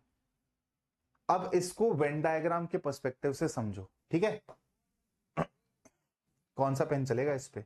ब्लू चलेगा। और यार मैंने देखा है ये वाला पेन बढ़िया रहता है, तो इसको यूज करते हैं। चलो देखते हैं कि इसकी निब ज्यादा मोटी तो नहीं है। ठीक है, मैंने एक ये सेट ए लिया और मैंने सेट बी लिया, they have something in common. ठीक है, अब मैंने पूछा आपसे कि यार ए यूनियन बी के बारे में सोचो। तो आप मेरे को एक बात बताओ, अगर आपको ए यूनियन बी को रिप्रेजेंट करना है शेड करके, तो आप कैसे करोगे? आपका ए यूनियन बी में ए के भी सारे एलिमेंट आने चाहिए, बी के भी आने चाहिए, कॉमन वाले भी आने चाहिए। तो बेटा सबसे पहले सिर्फ ए वाले उठा लो, कॉमन वाले को छोड़ दो। इनके बारे में बोला जा सकता है कि ये सिर्फ और सिर्फ ए के अंदर है, कॉमन नहीं है। और सिर्फ बी वाले उठा लो, और फिर ये कॉमन वाले भी उठा लो। तो मतलब ये पूरा का पूरा जो आपको शेडेड रीजन दिख रहा है ना, ये पूरा का पूरा ए यूनियन बी रिप्रेजेंट कर रहा है। वेन डायग्राम को विजुअलाइज कर लेना। तो खाली ए वाला भी आ जाता है, कॉमन वाला पोर्शन भी आ जाता है, और खाली बी वाला भी आ जाता है। अगर तुम लोग सोच रहे हो कि sir what if this is the case कि ये दूर दूर खड़े हैं, अब मैं बेटा ये दिख रहा है ना, हाँ दिख रहा है, ऊपर ज्यादा गया नहीं है, सॉरी। अब मैं बोल रहा हूं कि ये सेट ए है, ये सेट बी है, ए यूनियन बी रिप्रेजेंट करो। कुछ कॉमन नहीं है तो कोई बात नहीं ना, सारे ए के तो उठाने ही है, सारे बी के भी उठाने हैं। जैसे यहां पर 1 2 3 हो जाता और मान लो बी डैश हो जाता आपका बेटा 4 5 6, तो आपका ए यूनियन बी डैश क्या हो जाता? 1 2 3 4 5 6, सारे उठा लेते और वेन डायग्राम में ऐसे विजुअलाइज कर लो। बात समझ आ गई? हाँ जी, क्लियर छे। चलो लेट्स मूव अहेड। अब आते हैं बेटा इंटरसेक्शन पे। इंटरसेक्शन का सबसे पहले तो सिंबल होता है यूनियन के उल्टा, यानी कि उल्टा यू। इंटरसेक्शन का मतलब क्या है? नाम ही आपको बता रहा है कि सेट्स में जो कॉमन एलिमेंट्स है ना वो पकड़े जाएंगे और वो उठा के डाल दिए जाएंगे, उसी सेट को बोला जाएगा intersection of both the sets. जैसे मान लो एग्जाम्पल मैंने आपको दिया, ठीक है, इसको थोड़ा सा और छोटा करते हैं तो राइटिंग बढ़िया आएगी, स्पेस भी थोड़ा कम लेगा। मैंने बोला 1 2 3 4,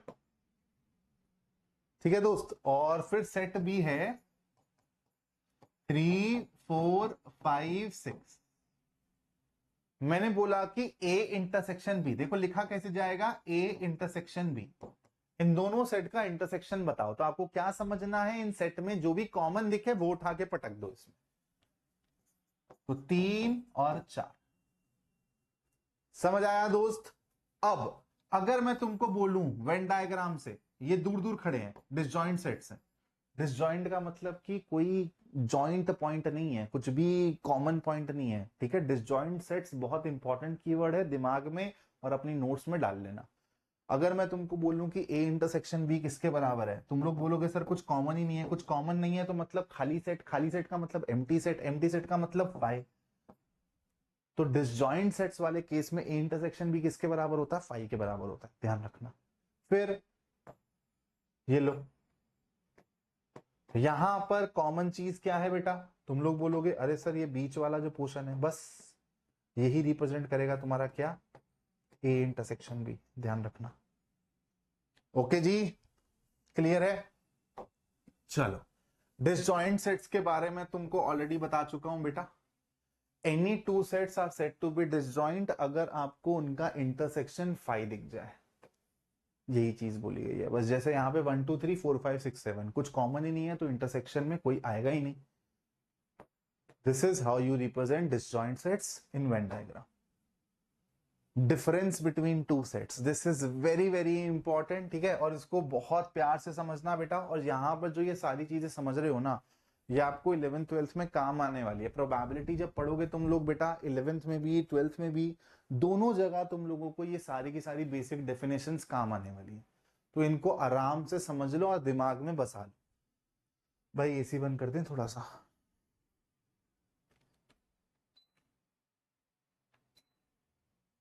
ज्यादा ठंडा हो गया room.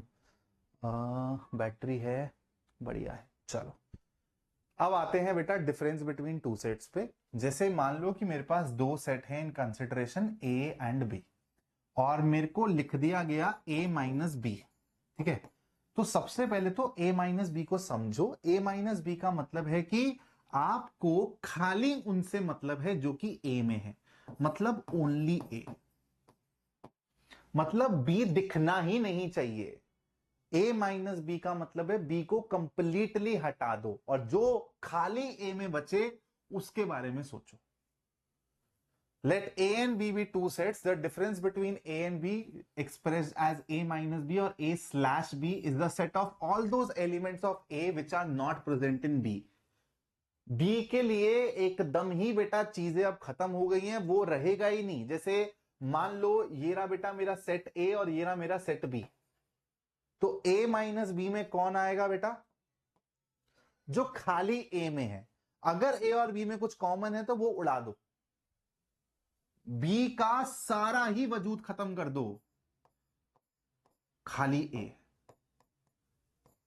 This is nothing but A minus B, और ए माइनस बी को ही ओनली ए भी बोला जाता है। तो ये टर्म भी यूज होता है बेटा, ये टर्म भी यूज होता है, ध्यान रखना। और आप लोगों को समझ आ रहा होगा ए माइनस बी को मैं एक और तरीके से विजुअलाइज कर सकता हूं कि यार ए से मैंने वो कॉमन पोर्शन हटा दिया। अब यहीं पे ही बी माइनस ए क्या हो जाएगा, इसका मतलब है ओनली बी, कि भाई सिर्फ बी होना चाहिए। बी में अगर कुछ कॉमन पड़ा हुआ है ए का तो हटा दो, ए का तो एकदम वजूद ही खत्म कर दो। समझ रहे हो, जैसे वो तुमको एकदम, समझ रहे हो ना, छोड़ के कहीं और चला जाता है इंसान यहाँ छोड़ के, ऐसे ही यहां पर अब ए को कंप्लीटली तुमने अपनी जिंदगी से निकाल के बाहर रख देना है। और इसी चीज को आप ऐसे भी विजुअलाइज कर सकते हो, B minus A intersection B. तो यहां पर b माइनस ए क्या हो जाएगा, अगर मैं तुम लोगों से पूछूं तो तुम लोग बोलोगे अरे सर इतना आसान सवाल पूछ रहे हो, ठीक है, ए माइनस बी को ओनली ए से दिमाग में रखना, बी माइनस ए को ओनली बी से दिमाग में रखना। ए माइनस बी का मतलब है ए में से कॉमन पार्ट निकाल देना, बी माइनस ए का मतलब है बी में से कॉमन पार्ट निकाल देना, और यही मेरा कॉमन पार्ट है। अब तुमको यहां पर एक चीज चमका रहा हूं, प्लीज समझने की कोशिश करना। अगर मेरे को ए यूनियन बी विजुअलाइज करना है तो क्या मैं ए माइनस बी विजुअलाइज करूं, इसमें फिर ए इंटरसेक्शन बी ऐड करूं और फिर बी माइनस ए विजुअलाइज करके ऐड करूं, तो क्या मेरे को ए यूनियन बी नहीं मिल जाएगा? ए यूनियन बी का मतलब होता है सारा, खाली ए बी, कॉमन बी और खाली ए बी। तो पूरा का पूरा बेटा यहाँ पे जो दो सर्कल्स ऑक्यूपाई कर रहे हैं वो सारा का सारा ए यूनियन बी में आएगा। तो खाली ए प्लस इंटरसेक्शन और खाली ए, तो ये जो चीजें बता रहा हूं ना, इन सब पे बेटा प्रॉब्लम्स आती हैं, तो ये सब तुमको थोड़ा सा दिमाग में अब बिठाना चालू करना है। इन पे भी सवाल भी कराऊंगा। Symmetric difference between two sets, again बेटा ये जो टॉपिक्स है ना, तुम बोलोगे सर हमारी एनसीईआरटी में तो नहीं है कुछ कुछ टॉपिक्स, लेकिन मैं आपको ओवरऑल ही सारी चीजें करवा रहा हूं, और ये कुछ मुश्किल नहीं है यार। इन सब चीजों की अंडरस्टैंडिंग बनाओगे तो यार तुम लोग ज्यादा वेराइटी ऑफ क्वेश्चंस कर सकते हो। तो symmetric difference between two sets का मतलब क्या है बेटा, कि अभी आपने जो a माइनस बी और b माइनस ए को समझा है ना, बस इनका यूनियन कर दो, इसको सिमेट्रिक डिफरेंस बोला जाता है। ठीक है, और इसको लिखने का तरीका क्या होता है, इसको बेटा डेल्टा लिखा जाता है। ठीक है, a डेल्टा b, ये है डेल्टा का साइन, ट्राइंगल डेल्टा का साइन कहलाता है। तो अगर ऐसा दिखे तो आपको समझ जाना है कि ये सिमेट्रिक डिफरेंस की बात कर रहा है। मतलब इसका मतलब क्या है, a माइनस बी और b माइनस ए का यूनियन लेना है, मतलब ये और ये वाला पोर्शन जोड़ना है। क्लियर है? एग्जाम्पल से भी समझ सकते हो, यहाँ पे 1 2 3 4 1 2 3 5 7 है और यहाँ पे 2 3 5 है। तो a माइनस बी क्या हो जाएगा, 2 3 5 हटा दो तो a माइनस बी हो जाएगा आपका 1। a माइनस बी में गलत लिखा हुआ है क्या, 2 3 5 है ना, खाली a में हो तो 1 और 7 होगा बेटा, यहाँ पे ये गलत लिखा हुआ है। ठीक है, इसको करेक्ट कर लो। a माइनस बी का मतलब है a में से कॉमन पार्ट हटा दो तो 2 3 5 हटा दो तो a माइनस बी मतलब 1 और 7 आएगा। और b माइनस ए का मतलब क्या है, b माइनस ए का मतलब है भाई कि कॉमन पार्ट हटा दो, तो भाई 2 3 5 तो इसका सबसेट है, समझ रहे हो, 2 3 5 तो इसका सबसेट है, तो यहां पर b माइनस ए भी गलत लिखा हुआ है, ये हो जाएगा 5 के बराबर। ठीक है, टाइपिंग एरर है, उसको मैंने सही कर दिया। तो अब तुम इन दोनों का यूनियन करोगे तो तुमको ये चीज सही लिख रही है, आंसर सही लिखा हुआ है ऐसे। यहां पे डायग्राम भी गलत है वैसे, ये यहां पर सबसेट वाला डायग्राम बनेगा, ये वाला। ठीक है, इसके अंदर बेटा तुम्हारे 2 3 5 आ जाएंगे जो दोनों में है, और एक और 7 बाहर आ जाएंगे। ध्यान रखना, मैंने करेक्ट कर दिया। ठीक है, चलो। कॉम्प्लीमेंट ऑफ अ सेट का मतलब क्या है, कॉम्प्लीमेंट का सिंपल सा मतलब है भाई, उसको छोड़ के अब बाकी जो बच गया ना यूनिवर्सल सेट में, उसको पकड़ लो। जैसे मान लो कि कोई सेट ए है 1 2 3 4, और मैंने एक यूनिवर्सल सेट डिफाइन कर दिया अपने आप से 1 2 3 4 5 6 7 8। तो मैं तुमसे पूछ रहा हूं कि ए कॉम्प्लीमेंट क्या होगा। सबसे पहले तो लिखा कैसे जाता है, ए के ऊपर ऐसे छोटा सी भी लगा देते हैं, ए के ऊपर ऐसा डैश भी लगा देते हैं। ठीक है, और आएगा क्या बेटा, ए कॉम्प्लीमेंट या फिर ए डैश में क्या आएगा कि भाई ये ए को माइनस कर दो यूनिवर्सल में से, तो आपका जो बचा हुआ पोर्शन है, मतलब ए को विजुअलाइज करो और देखो कि यार क्या बच गया जो बाकी यूनिवर्सल में आ रहा है। तो मतलब यहां पे 1 2 3 4 हटा दो, 5 6 7 8। सो ए सी और A dash is nothing but U minus A. एक तरीके से आप समझ पा रहे होगे कि ये यू और ए का डिफरेंस है और कुछ नहीं है। The complement of the set A denoted by this, और यहां पर ए सी आएगा सच दैट, यहां पर दिख रहा है तुमको x is such that x does not belong to A, तो वो आपके बाहर वाली पोर्शन में चला जाएगा। जैसे आपको यहां पर दिख रहा है कि अगर ये जो स्क्वायर है ये यूनिवर्सल सेट डिनोट कर रहा है, तो सेट ए आपका ये सर्कल हो गया, तो ये बाहर वाला जो पोर्शन हो गया ना, जो यूनिवर्सल में है लेकिन ए में नहीं है, ये रिप्रेजेंट करेगा बेटा आपका ए डैश, यानी कि कॉम्प्लीमेंट ऑफ सेट ए। ध्यान रखेंगे इस बात को।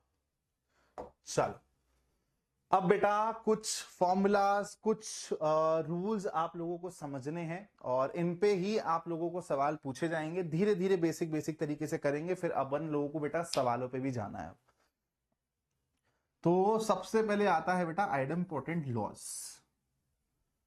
For any set A, we have A union A is equal to A intersection A is equal to A. Obvious सी बात है, दो सेट सेम ले रहे हो, उनका यूनियन करोगे तो सेम सेट ही तो मिलेगा।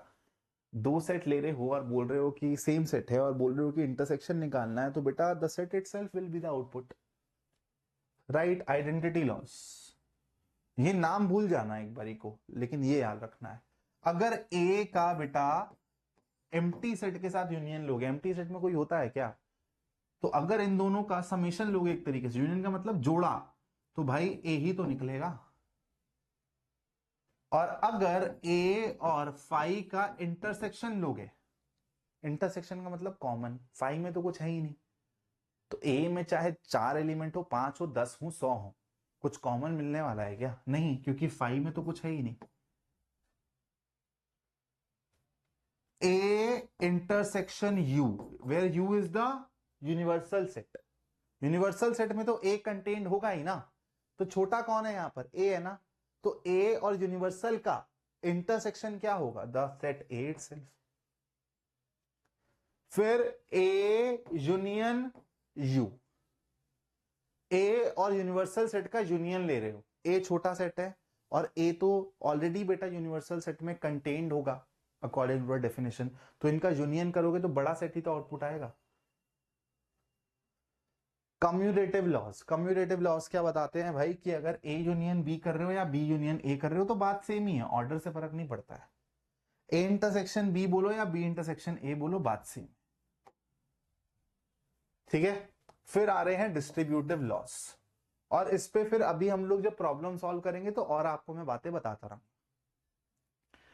ए यूनियन बी इंटरसेक्शन सी, तो ये बेटा कैसे खुलेगा, ब्रैकेट कैसे खुलेगा, ध्यान रखना। आप लोग ये यूनियन को डिस्ट्रीब्यूट कर दोगे, ठीक है, ओवर इंटरसेक्शन। तो ए यूनियन बी और फिर यहां पर ए यूनियन सी और बीच में आ जाएगा आपके intersection. Similarly A intersection B union C कैसे खुलेगा? ए का इंटरसेक्शन विद बी, ए का इंटरसेक्शन विद सी और बीच में यूनियन साइन है। डी मॉर्गन्स लॉ सबसे ज्यादा इंपॉर्टेंट है बेटा, यहां पर तुम्हारे कॉम्पिटिटिव क्वेश्चंस पूछे जाते हैं, एनडीए जेई मेन में भर भर के सवाल आते हैं इससे। तो अगर दो सेट्स का यूनियन करके उस पर कॉम्प्लीमेंट चढ़ाओगे तो इसका मतलब क्या है? इसको कैसे ओपन कर सकते हो कि भाई दोनों का कॉम्प्लीमेंट ले लो और फिर बीच में इंटरसेक्शन। इसको प्रूफ करना भी बहुत आसान है, लेकिन मैं उसमें अभी जा नहीं रहा हूं। वेन डायग्राम से आप इसको बहुत इजीली विजुअलाइज कर सकते हो खुद से, ठीक है।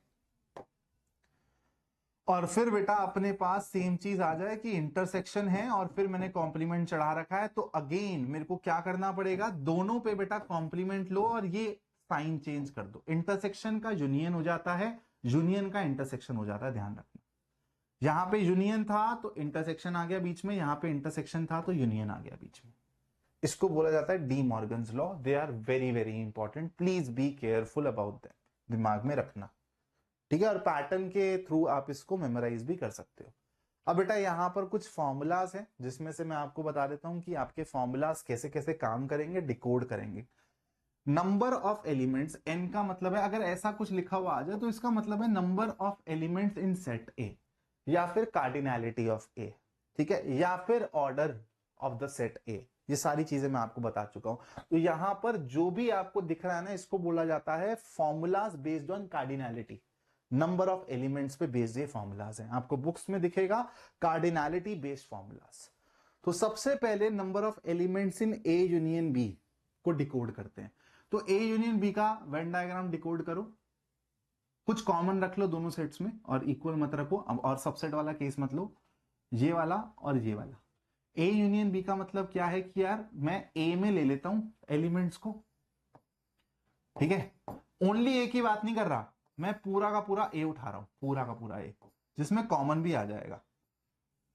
फिर मैं पूरा का पूरा बी उठा रहा हूं, अगर ऐसे लिखा हुआ दिखा तो ये क्या है, ए में जितना भी है सब ले रहे हो, ये ओनली ए नहीं है, ओनली ए को ऐसे लिखा जाएगा, ध्यान रखना, या फिर ऐसे लिखा जाएगा। तो कंफ्यूज मत होना, अगर एन ए लिख दिया है मतलब पूरा का पूरा ए उठा रहे हो, जिसमें कॉमन वाला पार्ट भी आएगा तो वो ए का भी तो है ना।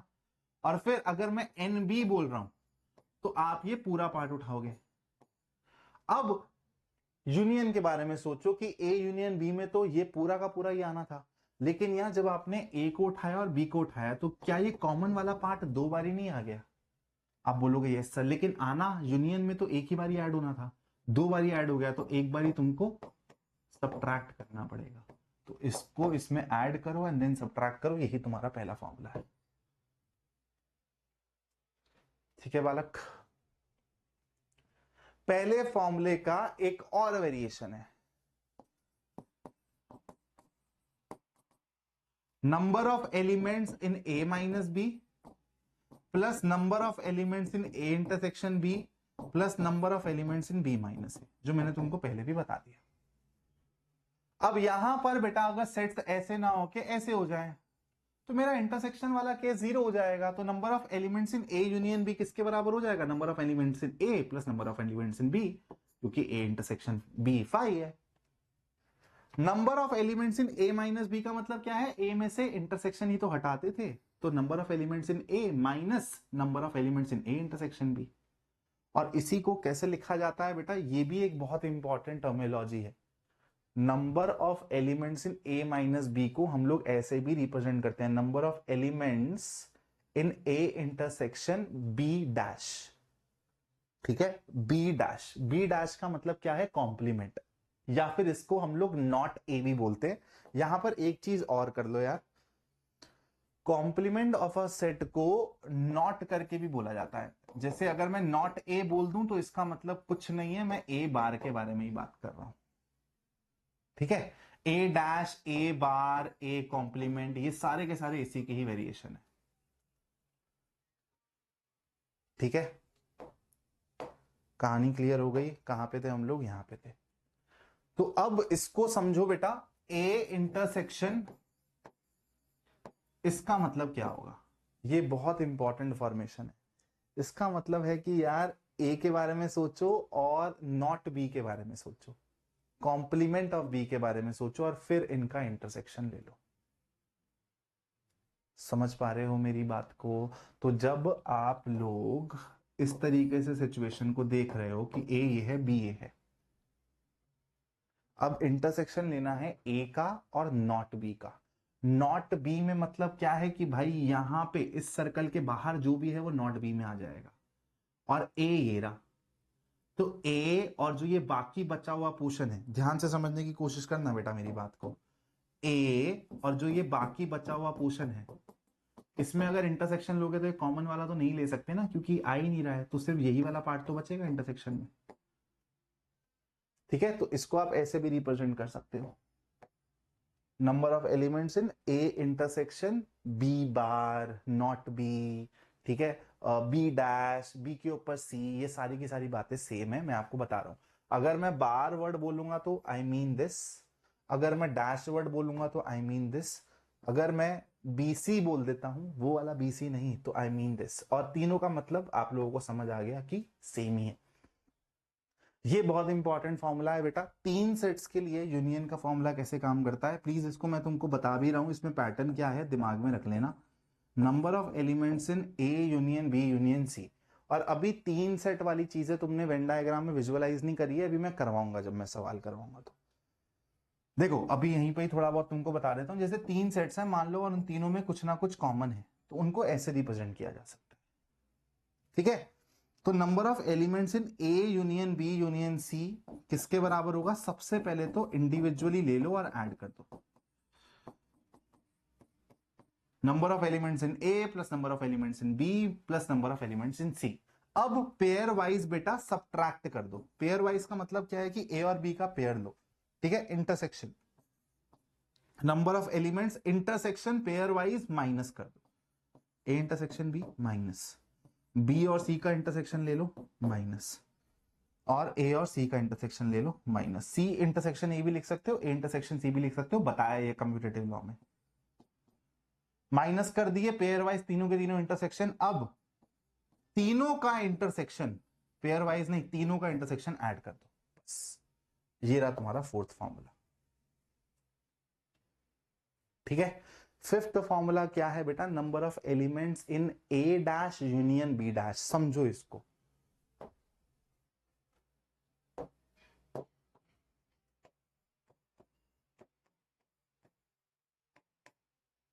समझने की कोशिश करो बेटा। ये फॉर्मेशन तुमको डी मॉर्गन में दिखी थी, तो क्या तुम इसको ऐसे लिख सकते हो कि ये और कुछ नहीं है सर, ए इंटरसेक्शन बी के ऊपर डैश है।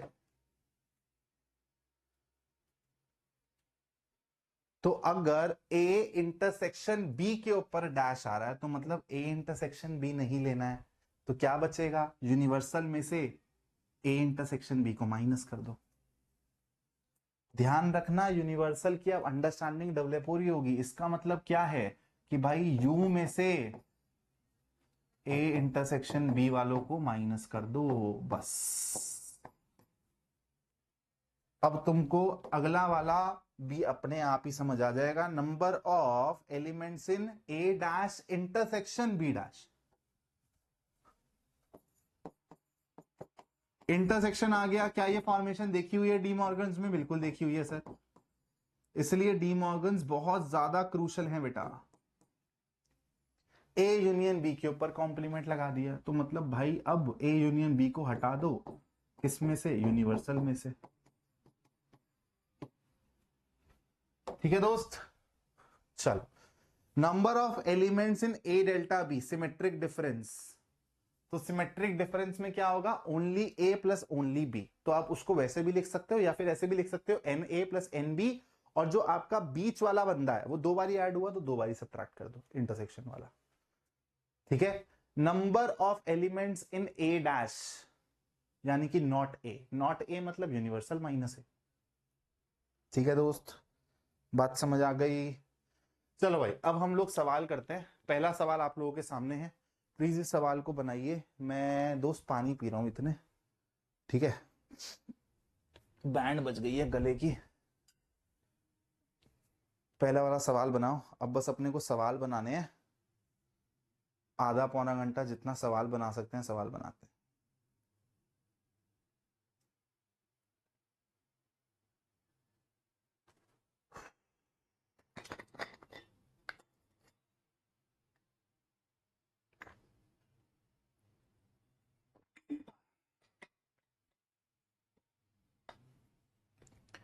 चलो भाई,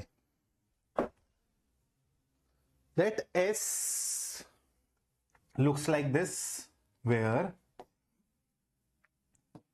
जहां पे बेटा 2 4 6 8 20 ऐसे हैं, तो अगर मैं बात करूं नंबर ऑफ एलिमेंट्स कितने हो गए बेटा, तो तुम लोग यहाँ पे सिंपल सा लॉजिक लगा सकते हो कि sir 2 to the power 2 times 1 से 2 टाइम्स 10 तक जा रहे हो, मतलब 10 लोग हैं यहाँ पर, कार्डिनैलिटी 10 है। तो what are the maximum number of subsets? Maximum word की यूज हुआ है क्योंकि ये इक्वल टू वाला केस भी आपको लेने को बोल रहा है। सारे सबसेट्स लेने हैं आपने, सिर्फ प्रॉपर नहीं, सारे सबसेट्स लेने हैं।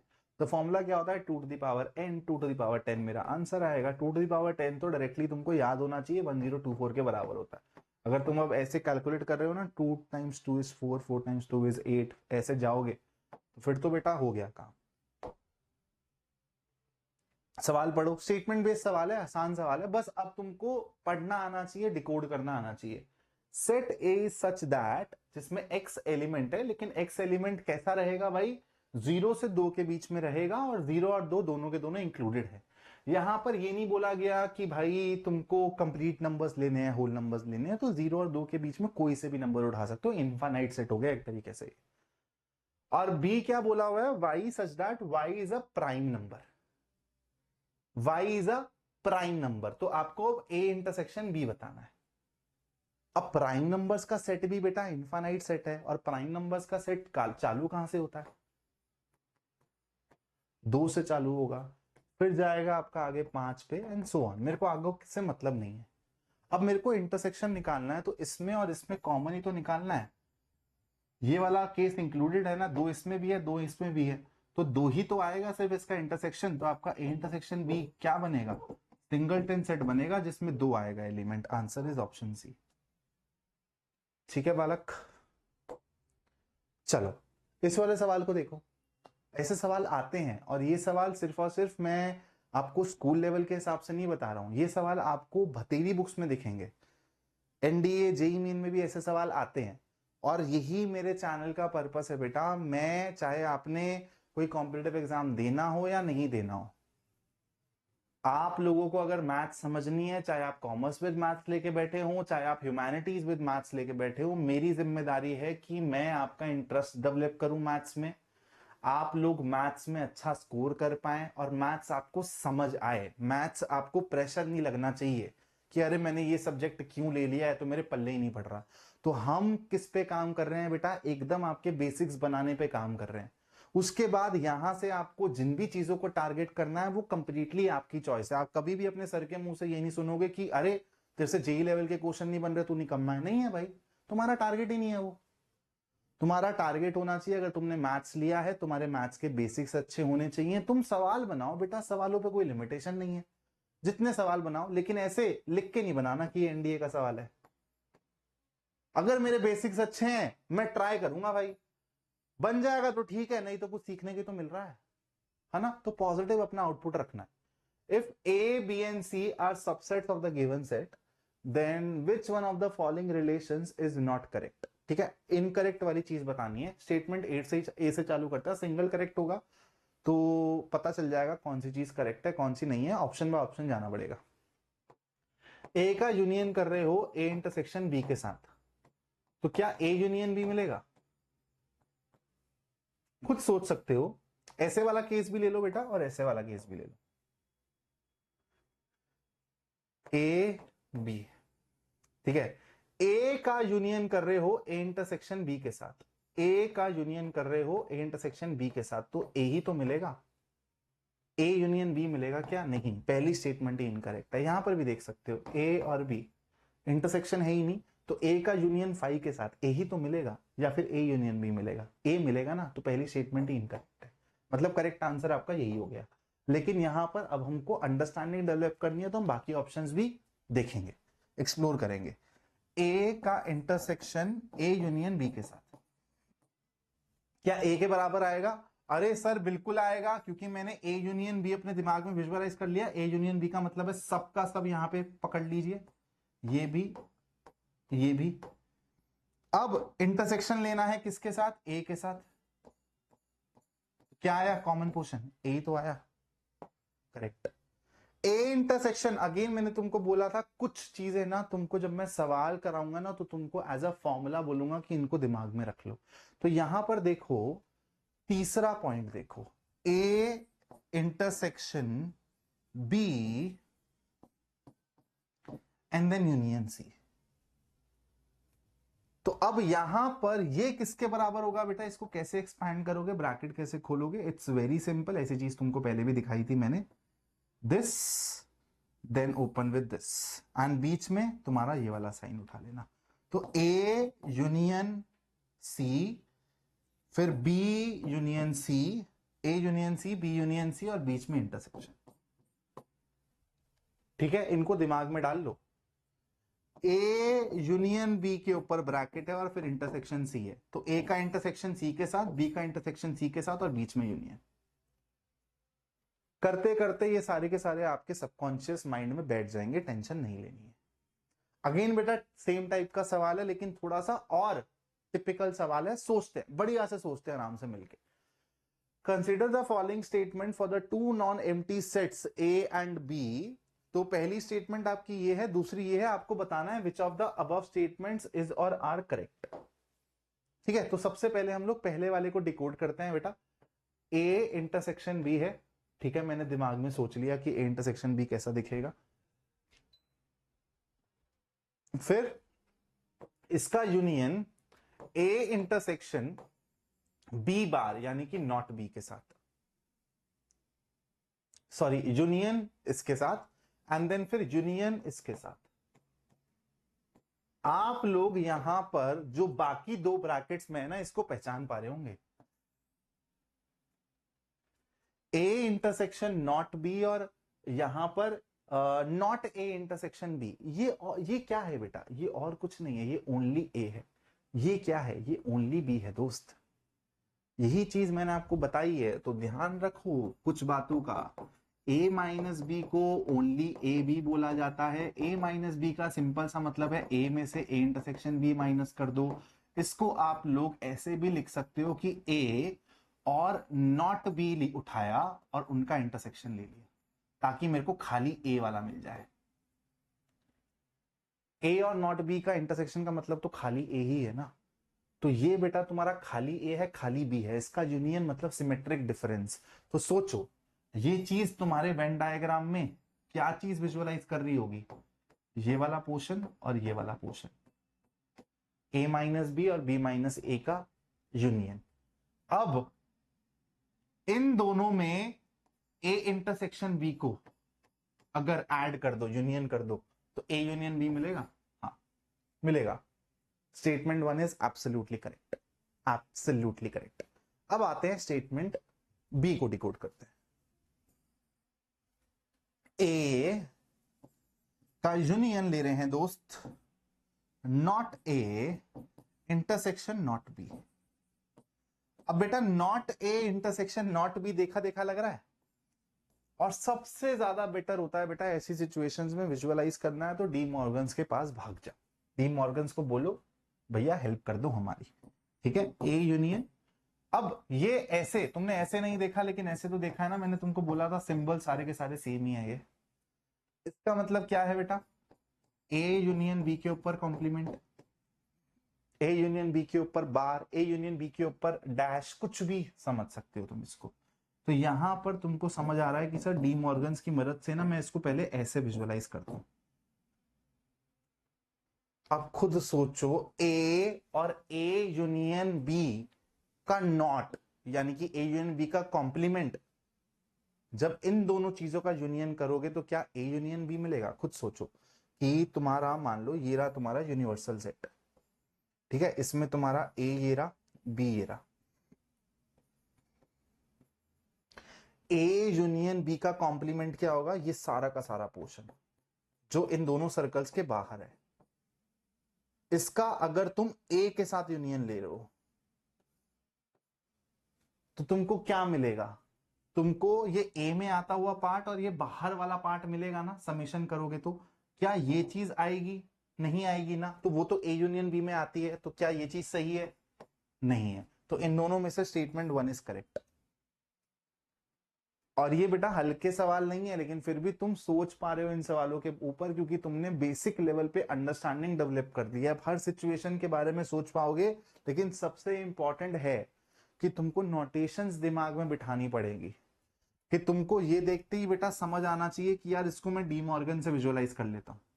तुमको ये चीज देखते ही समझ आना चाहिए कि सर ये तो ओनली ए है, ये ओनली बी है, तो मैं फटाफट से वेन डायग्राम को विजुअलाइज कर लेता हूं ओनली बी। तो मैंने जितनी भी पॉसिबल बेटा टर्मिनोलॉजीज होती हैं, फॉर्मेशंस होती हैं, सारी की सारी तुम्हारे सामने रख दी हैं। अब बस तुमको प्रैक्टिस करनी है और कुछ नहीं करना। पावर सेट पे सवाल करते हैं। ए सेट है जिसमें आपके पास बेटा, अब देखो यहां पर ना घबराना मत, चीजों को समझो। सेट ए में दो एलिमेंट्स हैं, एक तो लैम्डा, और ये जो है ना बेटा ये भी, इसको एक एलिमेंट की तरह समझो। एक ही एलिमेंट है, इसको तीन मत ले लेना, ठीक है। लैम्डा और म्यू, इन पे एक ऐसे कॉमन ब्रैकेट है और फिर ये, तो ये आपका फर्स्ट एलिमेंट है और ये आपका कंबाइंड सेकंड एलिमेंट है। Please make sure that you don't get confuse there. तो पावर सेट ऑफ ए में सबसे पहले तो मेरे को बताओ कितने एलिमेंट्स आएंगे।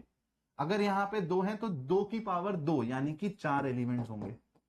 और ये चार एलिमेंट्स क्या होंगे बेटा? इसके सबसेट। और अब मैं तुमको बता रहा हूं किसी भी सेट के सबसेट लिखने का तरीका क्या होता है, समझ लेना। सबसे पहले बेटा तुम लोग 5 से चालू करो, ठीक है। फिर तुम लोग एक एक करके सिंगलटन्स बनाओ, जैसे लैम्डा को उठा लो अकेले और इसको उठा लो अकेले, और फिर कॉम्बिनेशन में उठाओ। जैसे अब दो ही हैं यहां पर, तो इन दोनों को एक साथ उठा लो।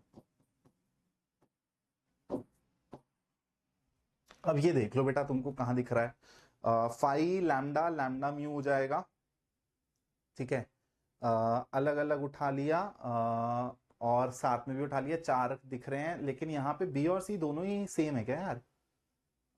एक बार दोबारा क्रॉस चेक कर लेते हैं। यस, बी और सी दोनों ही सही है बेटा, यहाँ पर थोड़ा सा टाइपिंग एरर हो गया है, तो बी और सी दोनों के दोनों सेम ही है, ठीक है। तो इस तरीके से लिखते हैं। यहां पर मैं एक चीज और करता हूं, मैं आपको एक नॉर्मल सा सवाल लेके सबसेट बनाने सिखा देता हूं।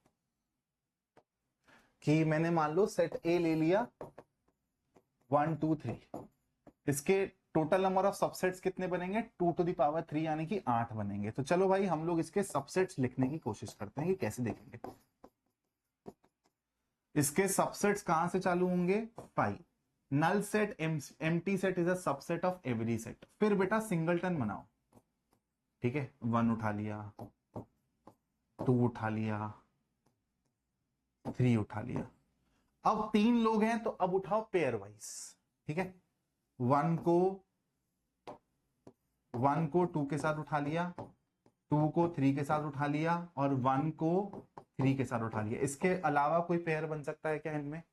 और काउंट करते चलो, टोटल 8 बनने हैं। कितने बनने हैं बेटा? 8 बनने हैं। कितने बना चुके हो? 1 2 3 4 5 6 7।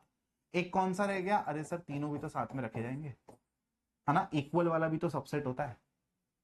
तो यहां से लेके यहां तक आपके कौन है? ये प्रॉपर सबसेट, स्ट्रिक्ट सबसेट। और सबके सब पूरे 8 ले लोगे तो आपके इम्प्रॉपर सबसेट्स या फिर टोटल सबसेट्स हो जाएंगे। हाँ जी, चलो भाई आ जाओ। एक बहुत टिपिकल प्रॉब्लम है, ऐसी प्रॉब्लम्स आपके एग्जाम में आनी तय है बेटा, चाहे आपका स्कूल एग्जाम हो, चाहे आप किसी भी एग्जाम में बैठ रहे हो, वेन डायग्राम पे बेस्ड वर्ड प्रॉब्लम्स आती हैं। कैसे डील करते हैं 3 सेट्स वाली प्रॉब्लम से, 2 सेट्स वाली प्रॉब्लम से, सब आपको सिखाने वाला हूं। बस कॉन्सेंट्रेशन लूज नहीं करनी है।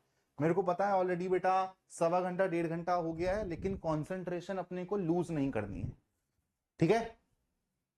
In a class 54 students are good in Hindi only।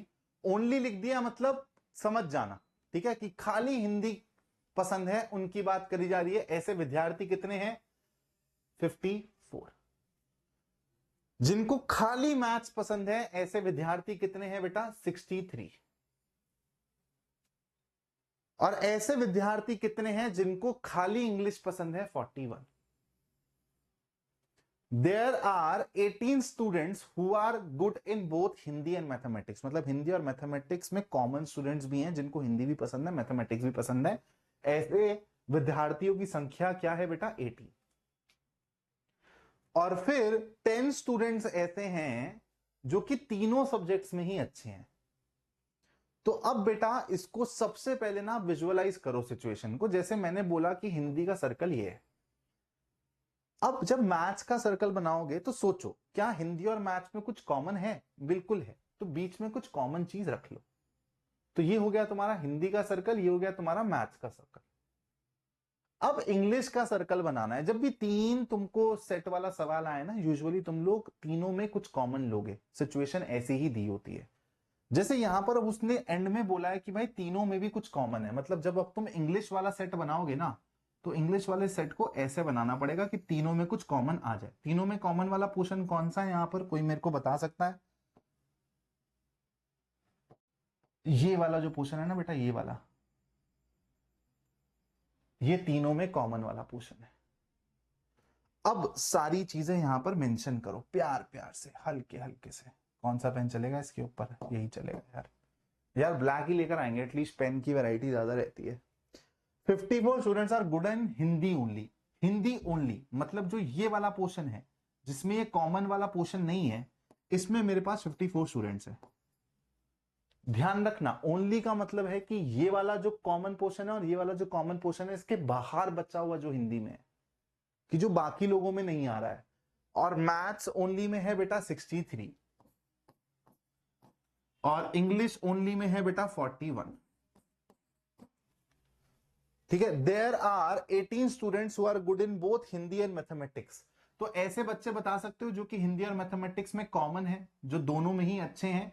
तो तुम लोग बोलोगे सर यहां से लेके ये तीनों में जो कॉमन है ये भी पोर्शन आएगा, क्योंकि वो हिंदी और मैथ्स में भी तो है। तो ये पूरा का पूरा तुम्हारा 18 के बराबर है। और यहां पे तुमको एक चीज और दी हुई है कि तीनों में जो अच्छे हैं उनकी संख्या है 10। अगर इनकी संख्या है 10 और हिंदी और मैथ्स में 18 बच्चे कॉमन थे, ये पूरे के पूरे में 18 बच्चे कॉमन थे और यहां पे 10 बच्चे हैं, तो मेरे को बता सकते हो यहां पे कितने बचेंगे? 8 बचेंगे। अब सवाल देखो क्या पूछा हुआ है, what is the number of students who are good in either Hindi, या तो वो हिंदी में अच्छे हो या तो वो मैथ्स में अच्छे हो, बट वो अंग्रेजी में अच्छे नहीं होने चाहिए। हिंदी में अच्छे हो बेटा तो 54 बच्चे तो उठा ही सकता हूं मैं ये, क्योंकि भाई हिंदी में तो अच्छे हैं, क्योंकि आइदर और वाला केस है, तो खाली हिंदी वाला खाली मैथ्स वाला। और ऐसे बच्चे जो कि दोनों में भी अच्छे हो सकते हैं, आइदर हिंदी और मैथमेटिक्स का मतलब क्या है, sorry 54 and 63 is for mathematics not English. तो आइदर हिंदी और मैथमेटिक्स का मतलब है कि या तो खाली हिंदी में अच्छे हो या तो खाली मैथ्स में अच्छे हो या तो दोनों में अच्छे हो लेकिन इंग्लिश में अच्छे नहीं होने चाहिए, ये वाली कंडीशन लगा रखी है। तो अब मेरे को बताओ इसमें क्या नंबर ऐड करूं कि हिंदी और मैथ्स का कॉमन आ जाए लेकिन इंग्लिश एक्सक्लूड हो जाए। तो 18 में ना 10 बच्चे ऐसे थे जिनको इंग्लिश पसंद थी, लेकिन अब मेरे को इंग्लिश नहीं पसंद करवानी है, तो बचे कौन? 8 स्टूडेंट्स। तो ये आपका आंसर होगा, इसको ऐड करिए, 62 + 63 125 इज द आंसर। ठीक है, बहुत ही प्यार से आपको समझा दिया, इतना आसान सवाल है नहीं है वैसे।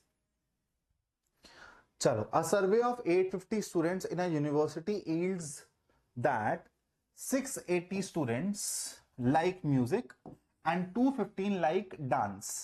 What is the least number of students who like both music and dance? अब ये लीस्ट का मतलब क्या है, यहां पर तुक्का नहीं मारना, समझना है हर चीज को। What is the least number of students who like both music and dance. मैं आपको दोनों तरीके से अंडरस्टैंडिंग दूंगा, फॉर्मूला बेस्ड भी और वेन डायग्राम बेस्ड भी। आपने ये वाला फॉर्मूला पढ़ा है?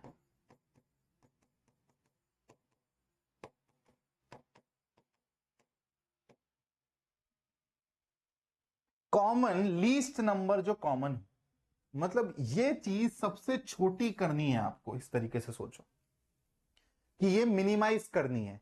तो बेटा Na + Nb में से कुछ घट रहा है, अगर सबसे छोटी वैल्यू घटेगी तो आप खुद सोचो कि A यूनियन B मैक्सिमाइज हो रहा होगा, है ना? A यूनियन B तो है ही A + B माइनस इंटरसेक्शन के बराबर। तो अगर इंटरसेक्शन वाली चीज को सबसे छोटी वैल्यू लीस्ट वैल्यू साइन करी जाएगी तो बेटा A यूनियन B तो मैक्सिमाइज होने की कोशिश करेगा ना। तो अब यहां से एक अंडरस्टैंडिंग डेवलप करो कि अगर 850 स्टूडेंट्स थे जिनका सर्वे किया गया, उनमें से 680 स्टूडेंट्स ने बोला कि उनको म्यूजिक पसंद है, म्यूजिक ओनली नहीं, म्यूजिक पसंद है, और 215 बच्चों को डांस पसंद है, ओनली डांस नहीं डांस पसंद है, इनमें कॉमन भी हो सकते हैं। अब बोला है what is the least number of students who like both music and dance. तो अब बेटा इस तरीके से समझो कि ये आपके म्यूजिक वाले स्टूडेंट्स हैं और ये आपके डांस वाले students, they have something in common. Total music कितने लोगों को पसंद है? 680। ठीक है, यहां पर है बेटा 680 और यहां पर है 215। अगर मैं बोलूं म्यूजिक और डांस का यूनियन निकालो, म्यूजिक और डांस का यूनियन निकालो, तो क्या दिस प्लस दिस हो जाएगा? बोलो बोलो बोलो। तुम लोग बोलोगे नहीं सर, नहीं, इंटरसेक्शन वाली चीज ऐड हो रही है।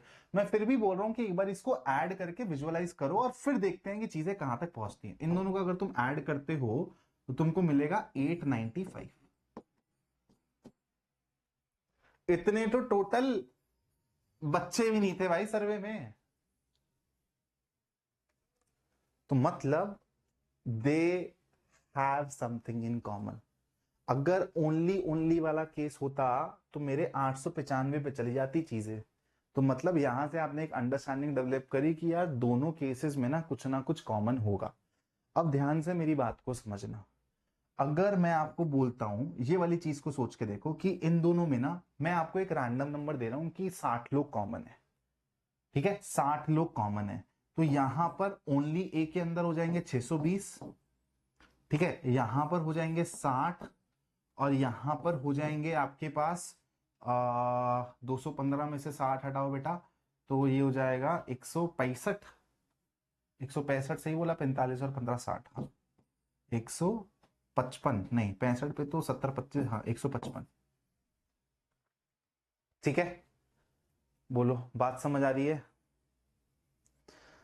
अब एक बारी मेरे को बताओ कि इनका समेशन क्या है। तो तुम लोग बोलोगे सर 620 60 680, 680 में 150 जोड़ दो पहले, तो ये 830 और 835 हो जाएगा।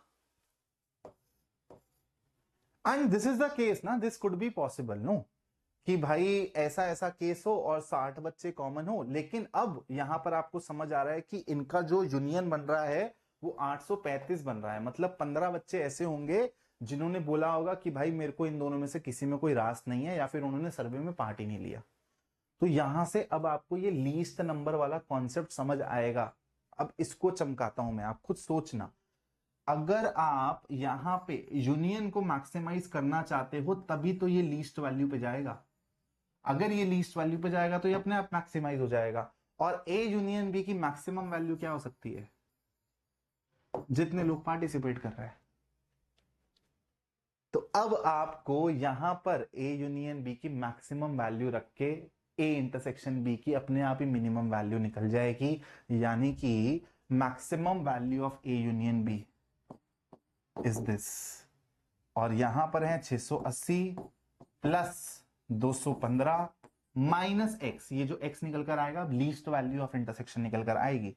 तो यहां पर ये आया था बेटा आपका 895 के बराबर, I think yes 895 minus 850, answer will be 45। लोग इसको डायरेक्टली कर देते हैं, उनका आंसर मैच कर जाता है और वो इन डेप्थ नहीं समझते हैं। मैं आपको दोबारा समराइज कर रहा हूं बेटा। जब ऐसा केस हो ना जहां पर वो आपको बोले कि यार लीस्ट वैल्यू बताओ इंटरसेक्शन की, क्योंकि बेटा आप खुद सोचो ना, दो सर्कल्स का इंटरसेक्शन आप ऐसे भी ले सकते हो, कम इंटरसेक्शन भी ले सकते हो, ऐसे भी तो ले सकते हो ना, मोटा इंटरसेक्शन। तो इंटरसेक्शन वैरी करवा सकते हो ना। लेकिन ये डेटा पे डिपेंड करता है। अब उसने डेटा ही हमको ऐसा दिया, उसने बोला कि भाई 680 तुम्हारे म्यूजिक पसंद करते हैं, 215 तुम्हारे डांस प्रेजेंट पसंद करते हैं। अब तुमको टोटल जो सर्वे किया जा रहा है बेटा वो किया जा रहा है, इसको छोड़ो, यहां पे इसका टोटल नहीं कर रहा। जो टोटल स्टूडेंट्स इन कंसिडरेशन है वो है 815 नंबर। तो तुमको बताना है कि इनमें लीस्ट कॉमन क्या हो सकता है। अरे कॉमन तो इनमें 100 भी हो सकते हैं ना। मैं बोल दूंगा बाकी लोगों ने पार्ट नहीं लिया सर्वे में, या फिर बाकी लोगों ने दोनों में से कुछ चूज नहीं किया। मेरी बात को समझ पा रहे हो? ऐसा भी तो हो सकता है कि भाई 850 में से सिर्फ 800 लोगों ने पार्टिसिपेट किया। तो अब 800 लोगों ने पार्टिसिपेट किया तो ये 895 हो रहे हैं, तो मतलब 95 लोग इनमें कॉमन हो गए। लेकिन क्या ये मेरा लीस्ट केस होगा? नहीं। लीस्ट केस निकालने के लिए मेरे को यूनियन को 850 मानना पड़ेगा। मतलब मेरे को यह मानना पड़ेगा कि 850 के 850 ने बोला है कि या तो उनको म्यूजिक पसंद है या तो उनको डांस पसंद है। उन्होंने सर्वे में पार्ट भी लिया और उन्होंने म्यूजिक और डांस में से कुछ चूज भी करा, तब जाकर बेटा वो मेरा मिनिमम केस ऑफ इंटरसेक्शन आएगा। इसलिए अब तुमको यहां पर ए यूनियन बी को 850 मान के चलना पड़ेगा, मैक्सिमम केस लेके चलना पड़ता है। और फिर तुम यहां पर ये वाला गेम खेल लोगे, माइनस ये तुमको मिनिमम वैल्यू दिखेगी। ठीक है, तो इस तरीके से सोचो कि जो ए यूनियन बी है वो मैक्सिमाइज होना चाहिए, तब जाके ये अपने आप मिनिमाइज हो जाएगा। इस पे टाइम लिया है क्योंकि बच्चों को कंफ्यूजन होती है, अब तुमको कंफ्यूजन नहीं होगी इस पे। हाँ जी, again a very beautiful formation, अच्छा सवाल है और एकदम बेसिक सवाल है। सवाल को देख के घबराना नहीं है, पक्का बना लोगे, बस आराम से मिलके सोचते।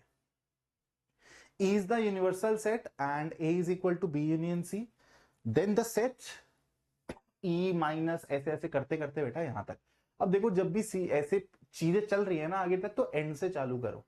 E माइनस ए का मतलब क्या है? जब E तुम्हारा यूनिवर्सल सेट को रिप्रेजेंट कर रहा है, यू भी दे सकता है उसने, लेकिन बता दिया तो कंफ्यूज मत होना कि सर यू क्यों नहीं दिया। ठीक है, लड़ने वाली बात नहीं है, कॉलर नहीं पकड़ना इसका। E माइनस ए का मतलब है sir not A, complement of A लिख दू। अब E में से कॉम्प्लीमेंट, अब देखो बेटा इसको लोगे, E में से कॉम्प्लीमेंट ऑफ ए माइनस कर रहे हो, मतलब अब क्या बचेगा? ए बचेगा ना। देखो सोचो, ये तुम्हारा यूनिवर्सल, ये तुम्हारा ए, तो ए कॉम्प्लीमेंट हो जाता है ये। अब ई में से ए को माइनस कर रहे हो तो यही तो बचेगा, तो ये क्या हो गया, ई माइनस ए कॉम्प्लीमेंट ही तो हो गया। ठीक है, बात समझ आई बालक? अब दोबारा तुम लोग ए तक पहुंच चुके हो और ये दो ब्रैकेट खोल चुके हो। अब ई को दोबारा से ए के साथ लो, ई माइनस ए मतलब ए कॉम्प्लीमेंट। अब इसके साथ लो, ई माइनस ए कॉम्प्लीमेंट मतलब ए, है ना। ई में से ए कॉम्प्लीमेंट माइनस करोगे तो ए मिलेगा, अभी सिखाया। अब ये लास्ट वाला ब्रैकेट रह गया और कहां तक पहुंच चुका हूं मैं, ए तक। तो ई माइनस ए का, ई माइनस ए मतलब ए कॉम्प्लीमेंट। तो फाइनली मेरा जो आउटपुट आ रहा है यहां से पूरा का पूरा सॉल्व करके ए कॉम्प्लीमेंट आ रहा है। और ए तुमको दिया हुआ है बी यूनियन सी के बराबर, यानी कि ये बी यूनियन सी का कॉम्प्लीमेंट है। डी मॉर्गन्स लॉ याद आ रहा है, लगा दो, B complement intersection C complement. जो से ऑप्शन में दिखे वो मेरा आंसर होगा, आंसर इज ऑप्शन सी। ठीक है, चलो।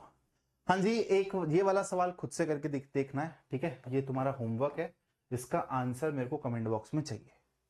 ऐसे 2 सवाल करा चुका हूं मैं, तुम लोग करना, ठीक है। कीवर्ड भी तुमको यहाँ पे हाईलाइट कर दिया है, बढ़िया मजा आएगा तुमको। अगेन वेरी भाई वेरी खूबसूरत सवाल, बढ़िया से सोचना पड़ेगा, मजा आएगा तुम लोगों को ये सवाल करके।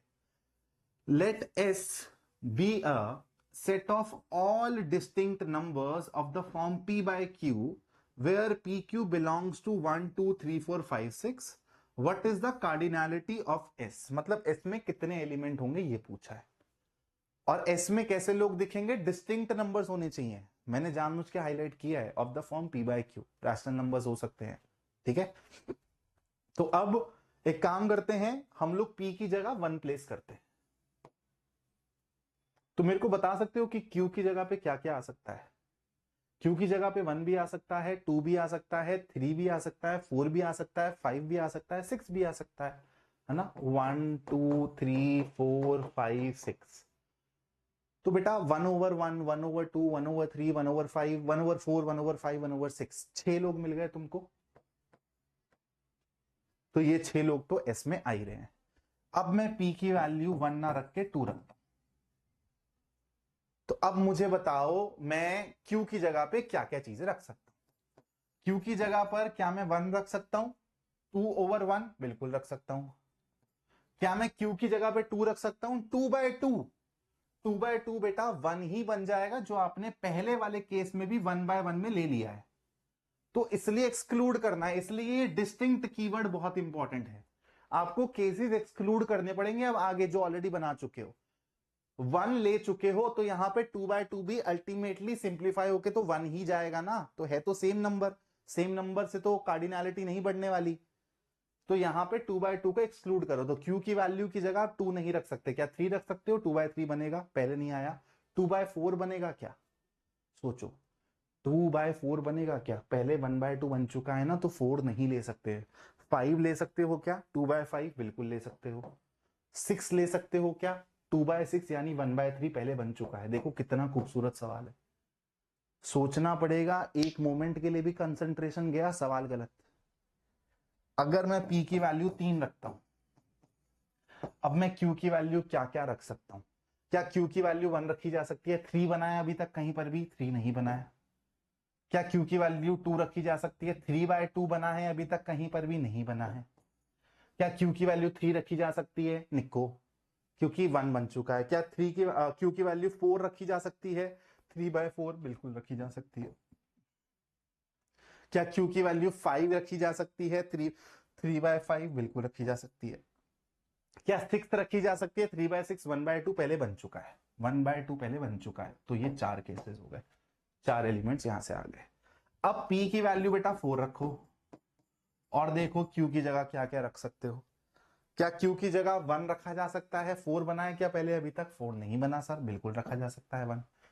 क्या Q की जगह 2 रखा जा सकता है, 4/2 इज 2, तो 2 आप पहले बना चुके हो ना, 2 नहीं रख सकते। क्या 3 रखा जा सकता है, 4/3 बना है अभी तक, नहीं बना। 4 रखा जा सकता है, 4/4 नहीं, बन चुका है ऑलरेडी 1। क्या 5 रखा जा सकता है, 4/5 4/5, हाँ सर बिल्कुल रखा जा सकता है, क्या 6 रखा जा सकता है? 4/6 यानी 2/3। 2/3 ऑलरेडी बन चुका है, तो यही 3 केसेस पॉसिबल है। ठीक है, चलो अब चलते हैं बेटा p = 5 पे, है ना। बस अब सवाल खत्म होने वाला है। तो 1 रख सकते हो, बिल्कुल रख सकते हो। क्या 2.5 बना है अभी तक? क्या 2.5 बना है अभी तक? बिल्कुल नहीं बना। q की जगह 3 रख सकते हो क्या? 5/3 बना है अभी तक? नहीं बना सर, बिल्कुल रख सकते हैं। क्या q की जगह पे 4 रख सकते हैं? 5/4 बना है अभी तक? नहीं बना सर, बिल्कुल रख सकते हैं। क्या 5 रख सकते हैं? नहीं। क्या 6 रख सकते हैं? बिल्कुल रख सकते हैं। 5। अब आते हैं बेटा अपना लास्ट केस यानी कि 6 पे। q की वैल्यू 1 रखी जा सकती है, q की वैल्यू 2 रखी जा सकती है क्या? 3 बन चुका है बेटा, नहीं रखी। q की वैल्यू 3 रखी जा सकती है कि 6/3 2 बन चुका है। 6/4 यानी कि 3/2 ऑलरेडी बन चुका है। 6/5 नहीं बना है, 6/6 बन चुका है। तो यहाँ पे सिर्फ 2 केस आएंगे। अब ये ऐड कर लो, यही आपके नंबर ऑफ एलिमेंट्स बता देंगे। तो 6 3 9, 9 4 13, 13 3 16, 16 5 21, 21 और 2 23। Answer is option B. बहुत खूबसूरत सवाल है। और अब क्योंकि सवाल खत्म होने वाले हैं, तो मैं अब तुमको ना रिवील करता हूँ। तुमको पता है, तुमने अभी तक जितने सवाल लगाए हैं उसमें से बहुत सारे एकदम बेसिक स्कूल लेवल सवाल भी हैं, और तुमने एक आधा जेई का भी पीवाईक्यू कर दिया है, एक आधा एनडीए का भी पीवाईक्यू कर दिया है। ठीक है, तो इसलिए मैं तुमको बता रहा हूं कि तुम अपने बेसिक्स पे अच्छा होल्ड करो, फिर तुम क्वेश्चन जहां मर्जी से लगा सकते हो। कुछ ना कुछ सीखने को ही मिलेगा। हो सकता है कि सवाल बन भी जाए। तो अपना पर्पस वही है भाई, कि आपको मैथ्स का लेवल रेज करना, आपके मैथ्स के बेसिक्स अच्छे करना। और मैं इस चैनल पर, चाहे आप साइंस स्ट्रीम के हो, चाहे आप आर्ट्स के हो, चाहे आप कॉमर्स स्टूडेंट्स के हो, हर किसी को इनवाइट कर रहा हूं, मैथ्स पढ़ो तुम मुझसे आके। मैं कोई से भी टारगेटेड एग्जाम को नहीं पढ़ाने वाला। मेरा मकसद है मैथ्स को पढ़ाना। मैं मैथ्स का टीचर हूं। Two finite sets have m and n elements. The number of subsets of the first set is 1 1 2 more than that of the second set. Find the values of m and n. बेटा बहुत अच्छा सवाल है, देखते हैं। तो उसने बोल दिया कि एक सेट में m एलिमेंट्स हैं, दूसरे में n है, और जो नंबर ऑफ सबसेट्स हैं पहले सेट के वो 112 ज्यादा है दूसरे सेट से। तो 2 टू द पावर m ये हो गए number of subsets of first set, और 2 टू द पावर n ये हो गए सेकंड सेट के। इनका सब्ट्रैक्शन ही तो आपको 114 दिया हुआ है ना, पहले वाले के 114 ज्यादा है। तो अब इसको कैसे सॉल्व करेंगे? ऐसी क्वेश्चंस आपने अपने ओलंपियाड एग्जाम्स में बहुत देखी होगी, है ना। ऐसे जो आपको रैंडमली मैथ्स की वीडियो सजेस्ट होती होंगी कि सॉल्व दिस इक्वेशन, ये ऐसे मैथ्स ओलंपियाड में आया हुआ है 8 क्लास में, 9 क्लास में। तो ऐसी आपको इक्वेशन सॉल्व करनी आनी चाहिए। चलो आपको थोड़ी सी मैनिपुलेशन करना सिखाता हूं। 114 क्या है? 114 को थोड़ा सा 2 की टर्म्स में लिखो, ठीक है, क्योंकि यहां पर मेरे को 2 दिख रहा है बच्चा। तो इसको मैं 2 की टर्म्स में लिखने की, बच्चे इसमें हिट एंड ट्रायल लगाएंगे, लेकिन मैं आपको एक बढ़िया सा तरीका बताता हूं। 114 को ब्रेक करने की कोशिश करो। तो 114 को अगर अपन लोग देखें तो ये और कुछ नहीं है यार, इसका प्राइम फैक्टराइजेशन करो तो 56 पे पहुंचोगे। फिर 56 से तुम लोग 114 ही दिया हुआ है ना, नहीं 114 नहीं बेटा, 112 दिया हुआ है, सॉरी, है ना। 56 से फिर तुम लोग 28 पे पहुंचोगे, ठीक है। 28 से फिर तुम लोग 14 पे पहुंचोगे, और फिर 14 से तुम लोग पहुंचोगे 7 पे। तो 2 का क्यूब, है ना, 2 का क्यूब, ठीक है, 2 का क्यूब 8 हो गया। ये 8 और ये 2 की पावर 16, 16 इंटू 7, तो 2 की पावर 4 हो गया बेटा। 2 की पावर 4 टाइम्स 7, ठीक है। 16 इंटू 7 ही तो है ये, तो 16 को मैंने ऐसे लिख दिया। तो 2 की पावर 4 और 7 बन गया। अब थोड़ा सा देखो क्या बढ़िया चीज यहाँ पे चमकते हैं, चमकाएंगे आपको। 2 की पावर से ही है ना, यहां पे 2 की पावर कॉमन ले लो, ठीक है। अब यहां पर, अब जब यार 2 की पावर m और 2 की पावर n में से कुछ कॉमन लेना, और आपको ऑलरेडी पता है कि 2 की पावर m एक बड़ा नंबर है, तो कॉमन तो हमेशा छोटी चीज ली जाती है ना। तो 2 की पावर n कॉमन ले लो। तो यहां पर क्या बचेगा? 2 की पावर m अपॉन 2 की पावर n -1। बेस सेम है, तो क्या मैं इसको ऐसे लिख सकता हूं? 2 to the power m minus n -1, 2 to the power 4 times 7। Compare करो, n की जगह 4 रख दो एक बार, तो यहां पर क्या बनाना है बेटा मेरे को, n की जगह, अब देखो 7 को 2 टू द पावर समथिंग -1 की तरह देखो तो ये और कुछ नहीं है, 2 क्यूब -1 है, बड़े प्यार से हिट करेगा तुमको। तो m माइनस n 3 के बराबर होना चाहिए, और n अगर 4 है तो यहां से तुमको m किसके बराबर मिलेगा, 7 के बराबर मिलेगा। तुम्हारा क्वेश्चन सॉल्व हो गया। Find the values of m and n। m is equal to 7, n is equal to 3। ठीक है बालक, बात समझ आ गई। n is equal to 4, sorry 4 ही आया था ना, हाँ 7 माइनस 4, अच्छा m माइनस n 3 आया था, हाँ ठीक है। If a set has 3 elements, what would be the number of elements in its power set? तो नंबर ऑफ एलिमेंट्स पूछे हैं पावर सेट के अंदर, पावर सेट के अंदर तो सबसेट्स ही होते हैं भाई, तो simply number of subsets calculate करने को बोला है, तो आंसर हो जाएगा 2 to the power 3 that is 8। तो 8 एलिमेंट आ जाएंगे मेरे पावर सेट के अंदर। If a set has 3 elements what would be the number of subsets for power set. अब पावर सेट के सबसेट पूछ रहा है भाई, एक लेवल और ऊपर कर दिया है इसने। तो अगर सेट ए में 3 है तो पावर सेट ऑफ ए में कितने एलिमेंट्स होंगे, 2 टू द पावर 3 यानी कि 8। अब मुझे बताओ कि इसके नंबर ऑफ सबसेट्स क्या होंगे। जब इसमें 8 लोग बैठे हैं तो इसके नंबर ऑफ सबसेट्स क्या होंगे, 2 टू द पावर 8। ये आपका आंसर हो जाएगा। ठीक है बालक, और यहां पर एक जनरल फॉर्मूला भी बना सकते हो तुम कि एक सेट ए है, उसमें अगर n एलिमेंट्स हैं तो उसके पावर सेट ऑफ ए में 2 to the power n elements होंगे, और इसके सबसेट कितने होंगे, टू। अब ये जो है बेटा इसी को ही रेस करना है 2 की पावर में, तो ये तुम्हारा जनरल फॉर्मूला हो गया जो तुमने यहां पर एक्चुअली लगाया है। ठीक है, 2 to the power 2 cube that is 2 to the power 8। ठीक है भाई, चलो भाई यहां पर चीजों को अपन लोग करते हैं समाप्त। अब तुमको अगर एक्स्ट्रा वर्कशीट चाहिए, एक्स्ट्रा सवाल लगाने हैं बेटा, तो मैं तुमको ऐप पर प्रोवाइड कर दूंगा। मैंने एक तो तुमको बेटा कुछ क्वेश्चन दिया था होमवर्क के लिए, मेरे को वो क्वेश्चन दिखाने दो, रुक जाओ।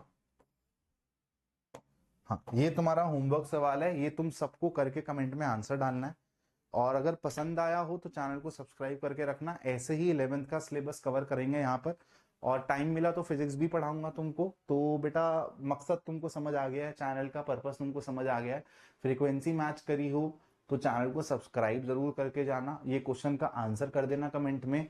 सेट्स पे और एक्स्ट्रा सवाल लगाने हैं तो आ जाओ ऐप पर और मुझसे डायरेक्टली डिमांड करो, वहां पर पर्सनल चैट कर सकते हो मेरे साथ।